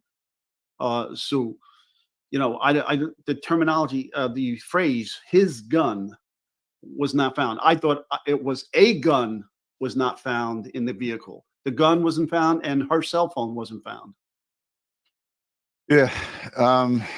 So, you know, a lot of these reports will change as the days go on. I anticipate in a short period of time that there will be a collar or collars made in this case. I think go ahead. Yeah. I just wanted to explain some stuff about the ballistics here. Now, once they recover those bullets, right, as I told you, they'll get that class characteristic information, and they'll be able to identify the caliber and the make of the bullet, the manufacturer of the bullet. They'll also be able to tell you the caliber and the manufacturer of the weapon that was used to fire the bullet. In addition, they'll photograph that bullet and they'll stick that bullet under the microscope, and they'll search their databases to see if this bullet can be matched to any other bullets from previous crime scenes. In addition, the cartridge cases that were recovered from the car, they contain tool mark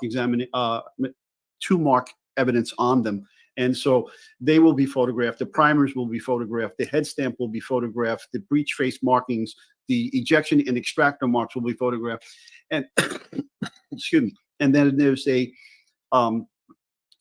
database called IBIS, the Integrated Because if Ballistics he was on Identification System. probation, I It's know just what like he's AFIS, the saying. He Automated wasn't Fingerprint supposed to have a Identification System. gun, a And pow they'll pow. put those photographs and that information of this ballistic evidence in there, and they'll do a local search, a But state search, and a allegedly, federal he search probably to did, see but he if they wasn't can supposed to match be. these cartridge cases that were recovered to other crime scenes.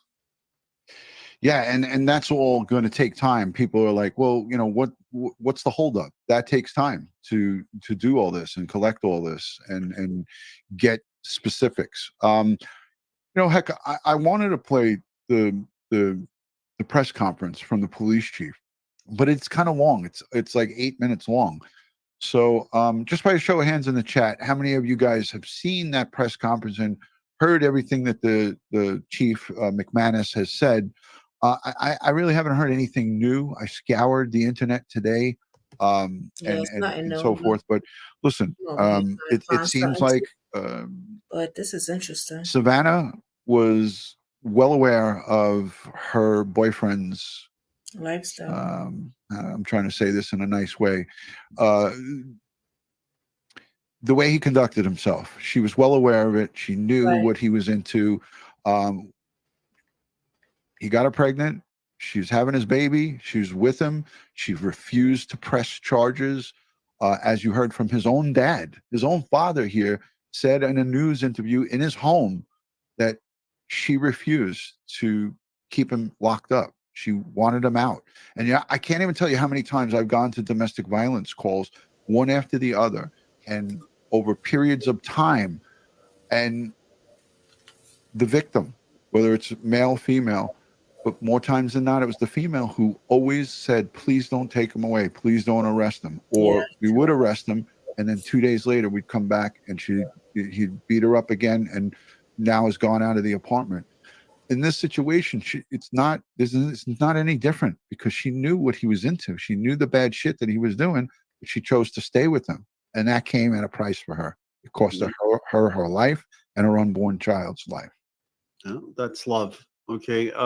You can't make rhyme or reason of it. So Grammy T asks, Ed, can posting to social media with a gun cause a probation violation? Absolutely. Yeah. Absolutely. If the probie officer gets a hold of that photograph of their probie on holding a gun on social media, that's it. Okay. You extend that. Maybe that's the gun they were referring to, or maybe Me too, Madison. That's why he wasn't arrested for because I was like, why wasn't he arrested? If there was some kind of gun violation, why wasn't he arrested? Yeah. Right. Because I guess they never found the gun that he used to post on a social media photograph. It's a good thing that they use social media so openly to young kids because it helps in the investigation. Carly says, Duty Ron, hashtag Duty Ron, hashtag Ed. Doesn't it seem like the person in the truck met up with the Kia to make sure that they were dead? They looked in the car and then left. I don't think so. I think that basically it was a 30-second engagement. It was 30 seconds. It looked like he swiped the towel on the outside of the vehicle and also on the inside. We don't know if he reached in and touched the wheel, tried to rub off the wheel, but that white, either rag, towel, / could have been t-shirt, could have been anything, looked like it was pushed by a second person inside that black Chevy Silverado truck. But Carly, I respect everybody's thoughts and opinions, but you're asking me, I don't think so. Ed, your thoughts? I'm not sure. I don't know. Maybe that's it. Okay, you killed him. Okay, you want to get paid for what you just did, or if it's just a contract hit, bring the bodies by. Let me see, or something like that. I don't know, but again, the investigation will bear that out. Okay, Right. once they identify all the parties and players. But listen, for a bit of good news, okay, for a bit of good news, Lisa Marie, I want to wish you a happy 40th birthday. Hey, happy 40. You only turn 40 once, my grandmother used to say, Every birthday that I'd have, she would say, you're only 26 once. You're only 40 once. So yeah, happy birthday. Happy. Many, many more. Ed, I think we're going to get ready to wrap it up. You see anything else good in the chat? Because I love the chat. And if you guys are not yet subscribed, hit the subscribe button. Leave us comments down below in the comment section. What's great about the comment section is you can continue the conversation after the live is over. And Ed loves to battle it out in the comments sometimes. He loves to answer your questions. He loves to battle.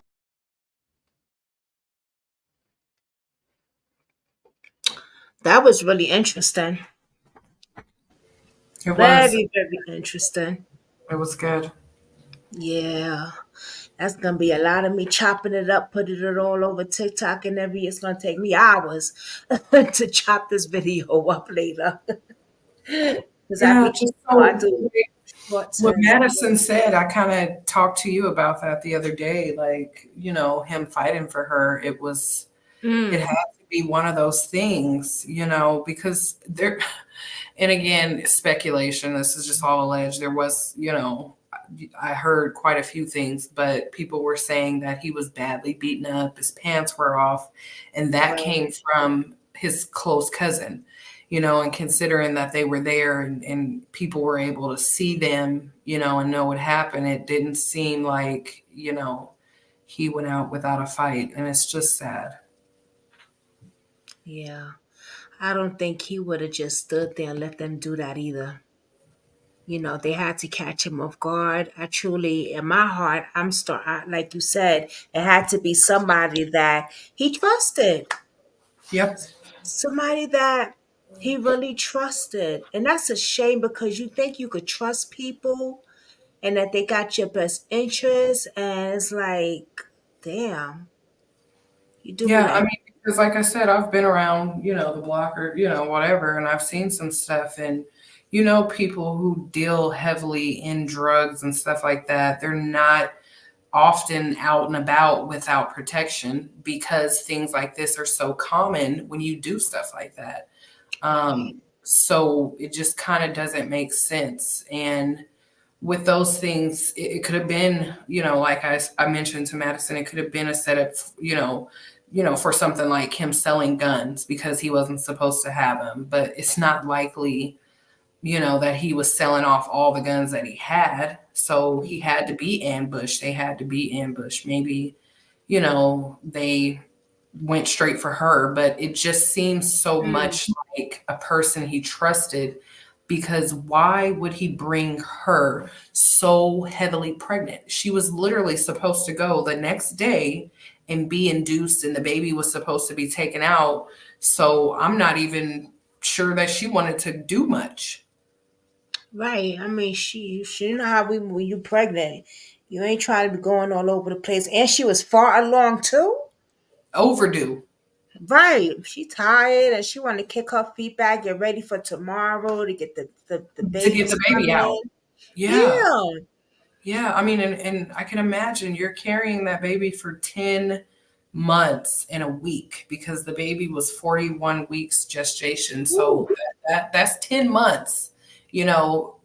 40 weeks is 10 months. That's 10 months and a week. Couldn't imagine. And they had candles on. Yeah. Yep. So they were vibing. Yeah, I mean, not only vibing, but I'm coming back. They were Because coming if back, I'm, right. if I'm They were leaving coming out, back. I'm going to put the candle out. You don't want to catch the house fire. Right. Hmm. That. Oh, wait a minute. Because I'm starting to think now.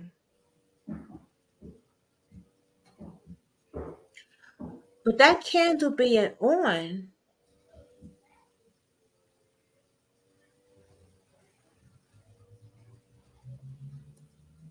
but we got to see I don't know if they're going to show it or not, but like people, the Beyonce, you going to have me say the Beyonce internet.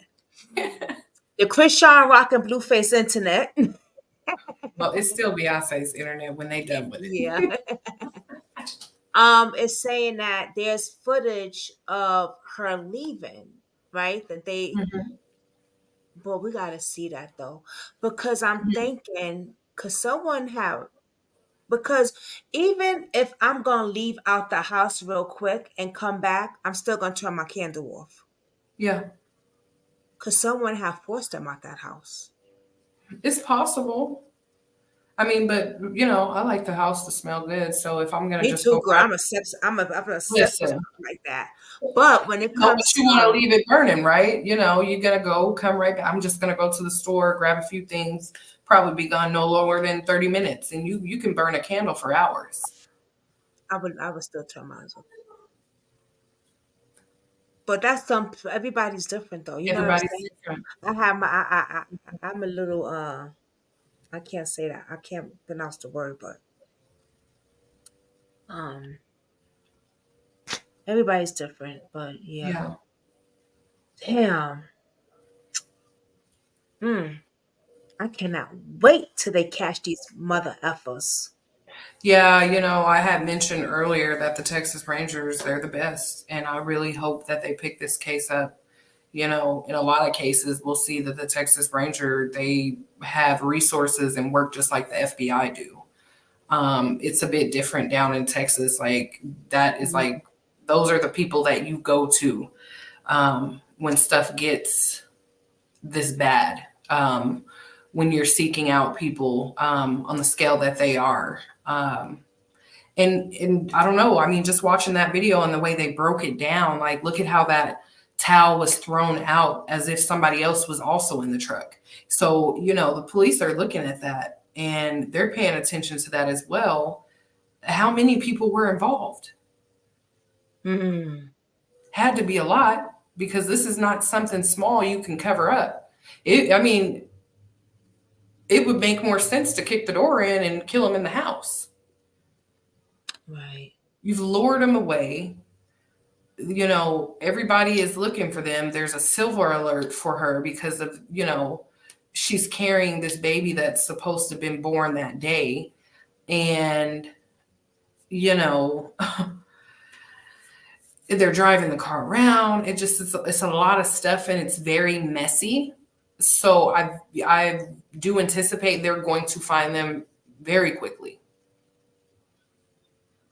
I can't really agree with the Texas Ranger, the Texas cops or whatever they do, because I've done I've seen cases and done on this channel where I'm gonna send it to you actually.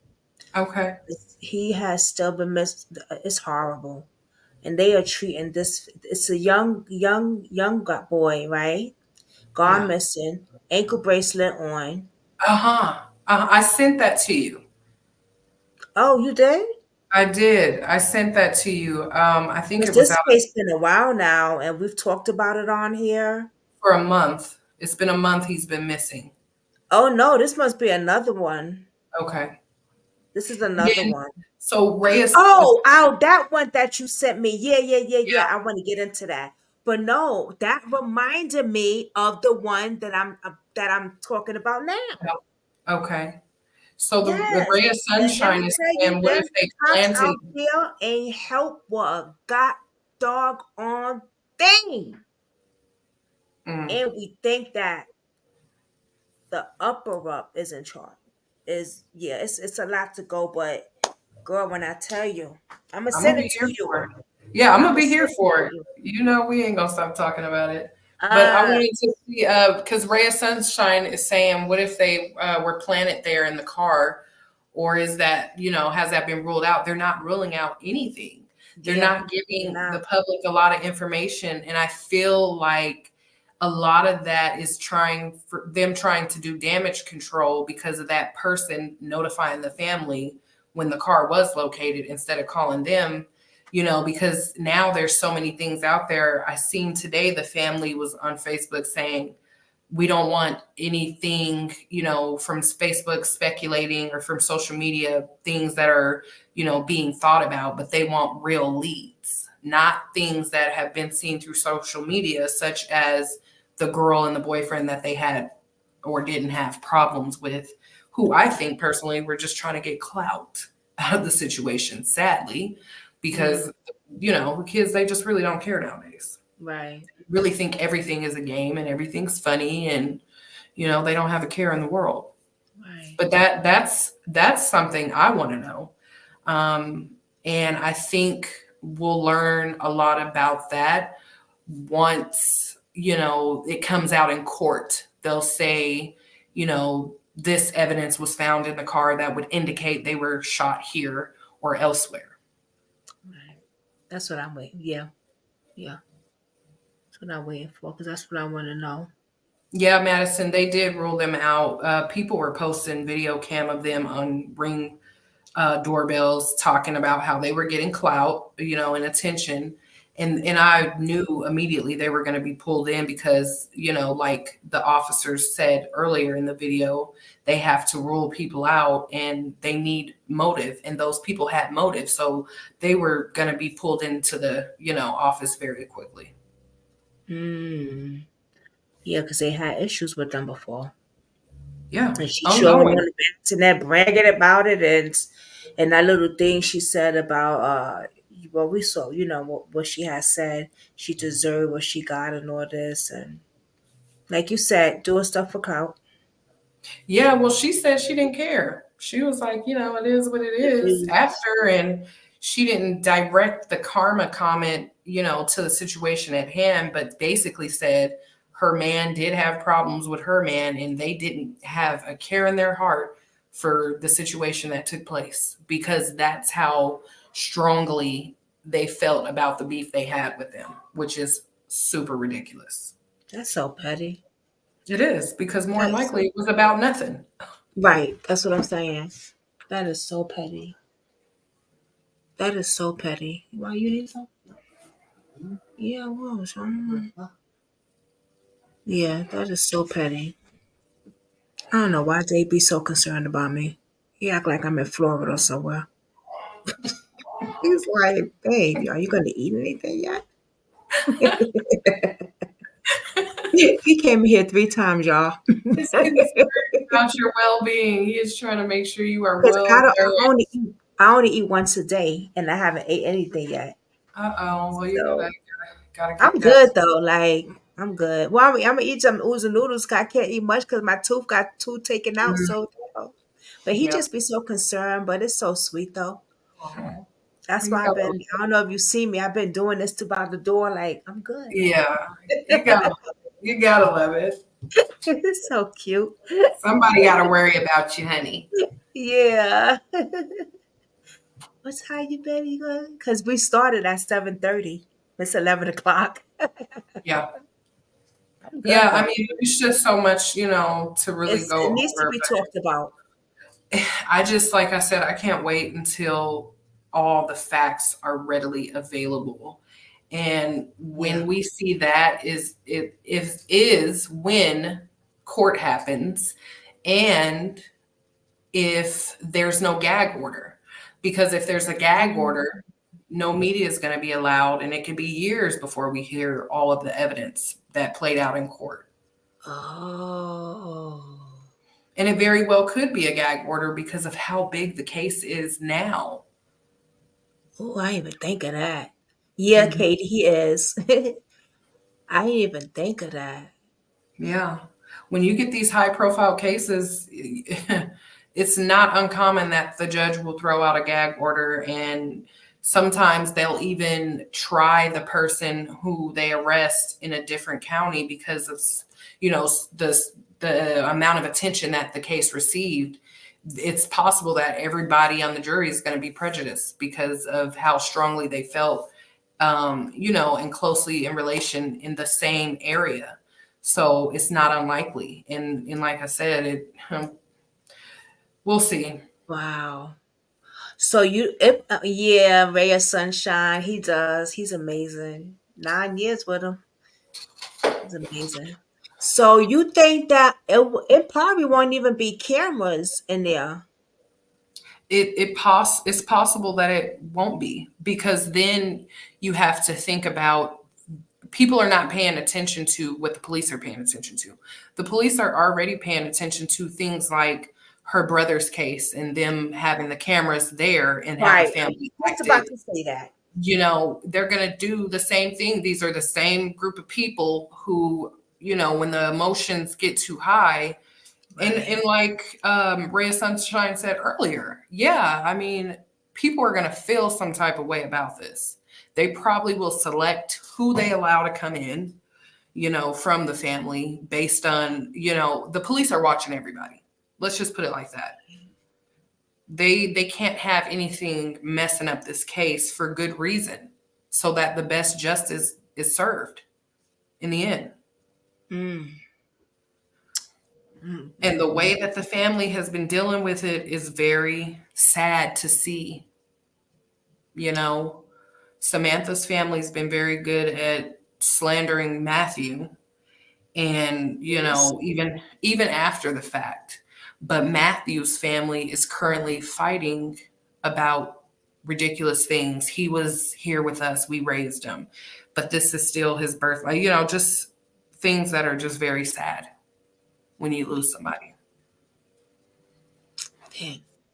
And money, a big one. Money, you know, his aunts were talking about the stepmom horribly earlier on Facebook. You know, I was in the comments and I'm like, wow.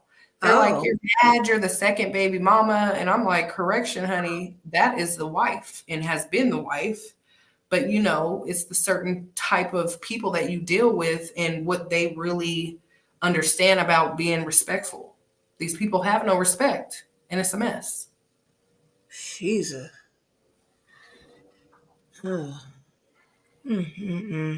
Katie, I'm telling you. It's messy. Sad. And it's sad. It really, really is. It really, really is.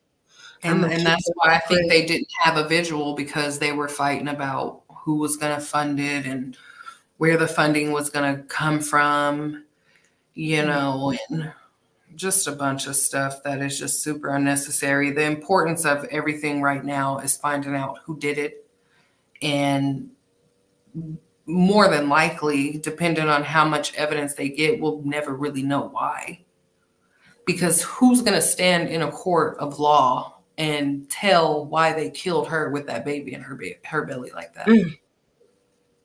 Nobody. There's going to be no explanation. There is no explanation for it. It's absolutely unfathomable. You know who I think is going to talk? The girl. Whoever the girl is, they usually are. She going to break. But that's if they find her. If they find her. That's if they find her. Because we don't understand how many people are in danger now. There could be somebody right now who is familiar with the type of things whomever these people are involved in and do, and could just be in fear of their life of even mentioning, hey, this big man with this truck is here, you know. He's he scared. lives right here. Yeah. Somebody, they know who this man is. Got to. They know who that man. They know that truck. They know that man. Yep. They're scared. Yeah. But, you know, and I know they're checking things like, you know, border passes and stuff like that, because you should be. There's several border towns throughout Texas. You know, it's nothing for somebody to just go leave and go to Mexico and say they're going on vacation. I mean, are they checking these things? But like the police said too, with the, you know, video, they have a database that will tell them the height and the weight of that person. And these are all good tools. Like the police, they know a lot of stuff they're not telling us, and it's for a reason. And highways and stuff, right? Oh yeah. Highways, those cameras that, you know, clock you when you're going too fast and take a picture. Right. Yep. Traffic cams that just, you know, are there to capture accidents. we live in a world of technology. There's not much you can get past or go through that is not connected to something where there's a database and data. Like literally. Oh, you know what I just thought of, Sharon? What about the stores? Maybe they probably went into one of those dollar stores. I think I seen a dollar store over there. Maybe they probably went into one of those stores, or maybe they could check the cameras in the stores or gas stations over there. They Well, if doing they all were that. smart, I Yeah. mean, and that's halfway if they were smart, because like if we listen to the video and what the detective said, that's where they messed up too. Where did the towel come from? Because they could be thinking they're wiping off fingerprints and leaving DNA, dog hair, cat hair, all types of, DNA being transferred from them in that truck and possibly the house, So if you are smart, you probably would go to the store, buy a brand new towel, and pay with cash. But everybody is not that smart. People don't think a lot before they do things. Yeah. These people are not that calculated, and they're going to get caught. Well, I don't even understand why they thought to drop the car off. I'm like, what are they do? They is right on camera, just like they definitely gonna get. I mean, you couldn't have found a field and set the car ablaze. I mean, why Like not? they right there. But like the detective said, they've left a hotbed of forensics, that car. And they're going to be caught. They're gonna be caught. Yeah. They definitely gonna be caught. Yep. Rightfully. And I really pray swift justice because they deserve it. Because what they didn't deserve is what they went through. And you heard what the guy said, that in Texas, unborn is a human. That's a person. Yeah. I did hear that. And that was confirmation for me. Like, Yeah. baby Fabian is definitely going to be served his justice as well. Exactly. Because he's the biggest victim of all. Yes. Yes. Yeah. Oh, wow. Well, thank you so much, Cherish, for joining the panel with me up here. Absolutely. Anytime. Appreciate it. This had a lot of information, and the link from their YouTube channel is down below, so we can check them out. Because they said they're gonna be talking some more about this case, and I'm gonna be listening. We're gonna be going live listening to them, because Yeah. they really good. I'm definitely looking forward to, what you put together also on the Nicole Young case. Oh yes, I'm doing that tonight. I know hubby Just want me to eat something, but he gonna have to wait Yeah. because I know. I'm actually I really want to go live with that tomorrow, but I want to do the thumbnail and all that stuff tonight. Yeah. Yeah. I Um, mean, like I said, I'll be here for it because it just is something, that I've been pressing for too, because there's not a lot of people talking about it. People really don't know about it. And even with the discovery of, her and then her being a Jane Doe for 2 months, these last 2 months.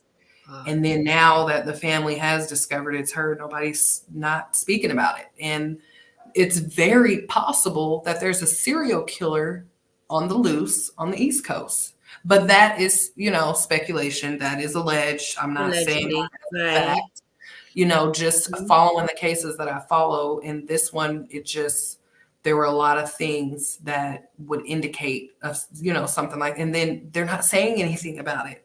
There was a truck on video and there was a witness, but there's no suspects. And nobody saying nothing. No. Not even the police. Yeah, we definitely got to talk about that case. 24 years old. 24 years old with a son. With a son. Yeah. We definitely got to talk about that case. I hope y'all be here for that one. Everybody keep your notifications on, because that case, that breaks my heart too. When she told me about that, I was like, oh my Lord. Yeah. So I'm getting ready to put that together. I actually screenshotted her tattoo, and I was starting to do the thumbnail and stuff like that. Yeah. So, Beautiful Yeah. young lady. Mm. Well, again, thank you for having me. It was Thank definitely you. fun. And Yeah. everybody, if you haven't done it already, like, subscribe, and hit the notification. Oh, sure. Follow your girl, Brooklyn Squad. Yeah. Beyonce's Internet. Okay. Bye, my love. Yes, bye, babe. And also let's keep thank you, Madison. Thank you, Ray. Thank you, Katie. Thank you, everybody. Thank you, Cherish. Thank you, Madison. Thank you, Ray of Love. Thank you, Kathy B. I ain't forget about you, girl. So many of y'all was on here today, too. I'm just going down the list. Let me see. Who's down? Thank you, Amber, for joining before. Thank you. Tammy. Everyone, thank y'all so much for joining. Facebook was always in the building. I will be chopping this up and putting it in shorts like I always do. It's going to take me hours. But I put it in little shorts, and what I do is I put it on TikTok and Twitter. And then I put it on my Reels on YouTube and Facebook. Okay? Because people need to see this. This was a lot of information, you know. So, but thank y'all for joining. Don't forget to subscribe to my platform. If you're not already, follow me on Brooklyn Squad Real Life Drama. Follow me on Facebook, Brooklyn Squad True Crimes. And I will see you guys tomorrow. Okay? Much love. And don't forget to keep both families in your prayers. All right? Both families. Send much love to them and much prayers. I've reached out to them again just to send my condolences and much prayers to them. All right? All right, Madison. Thank you. Bye, Katie. Bye, everyone. Everyone have a blessed night. And let the angels protect us all the time. All the time. Tomorrow is what? New Year's Eve? Oh, tomorrow is New Year's Eve, right? Monday is New Year's. Tomorrow is New Year's Eve. Oh my gosh. Prayers up all the time with the angels. See you guys tomorrow. Bye, guys. Night night. Yes, tomorrow is New Year's Eve. All right, guys. Good night.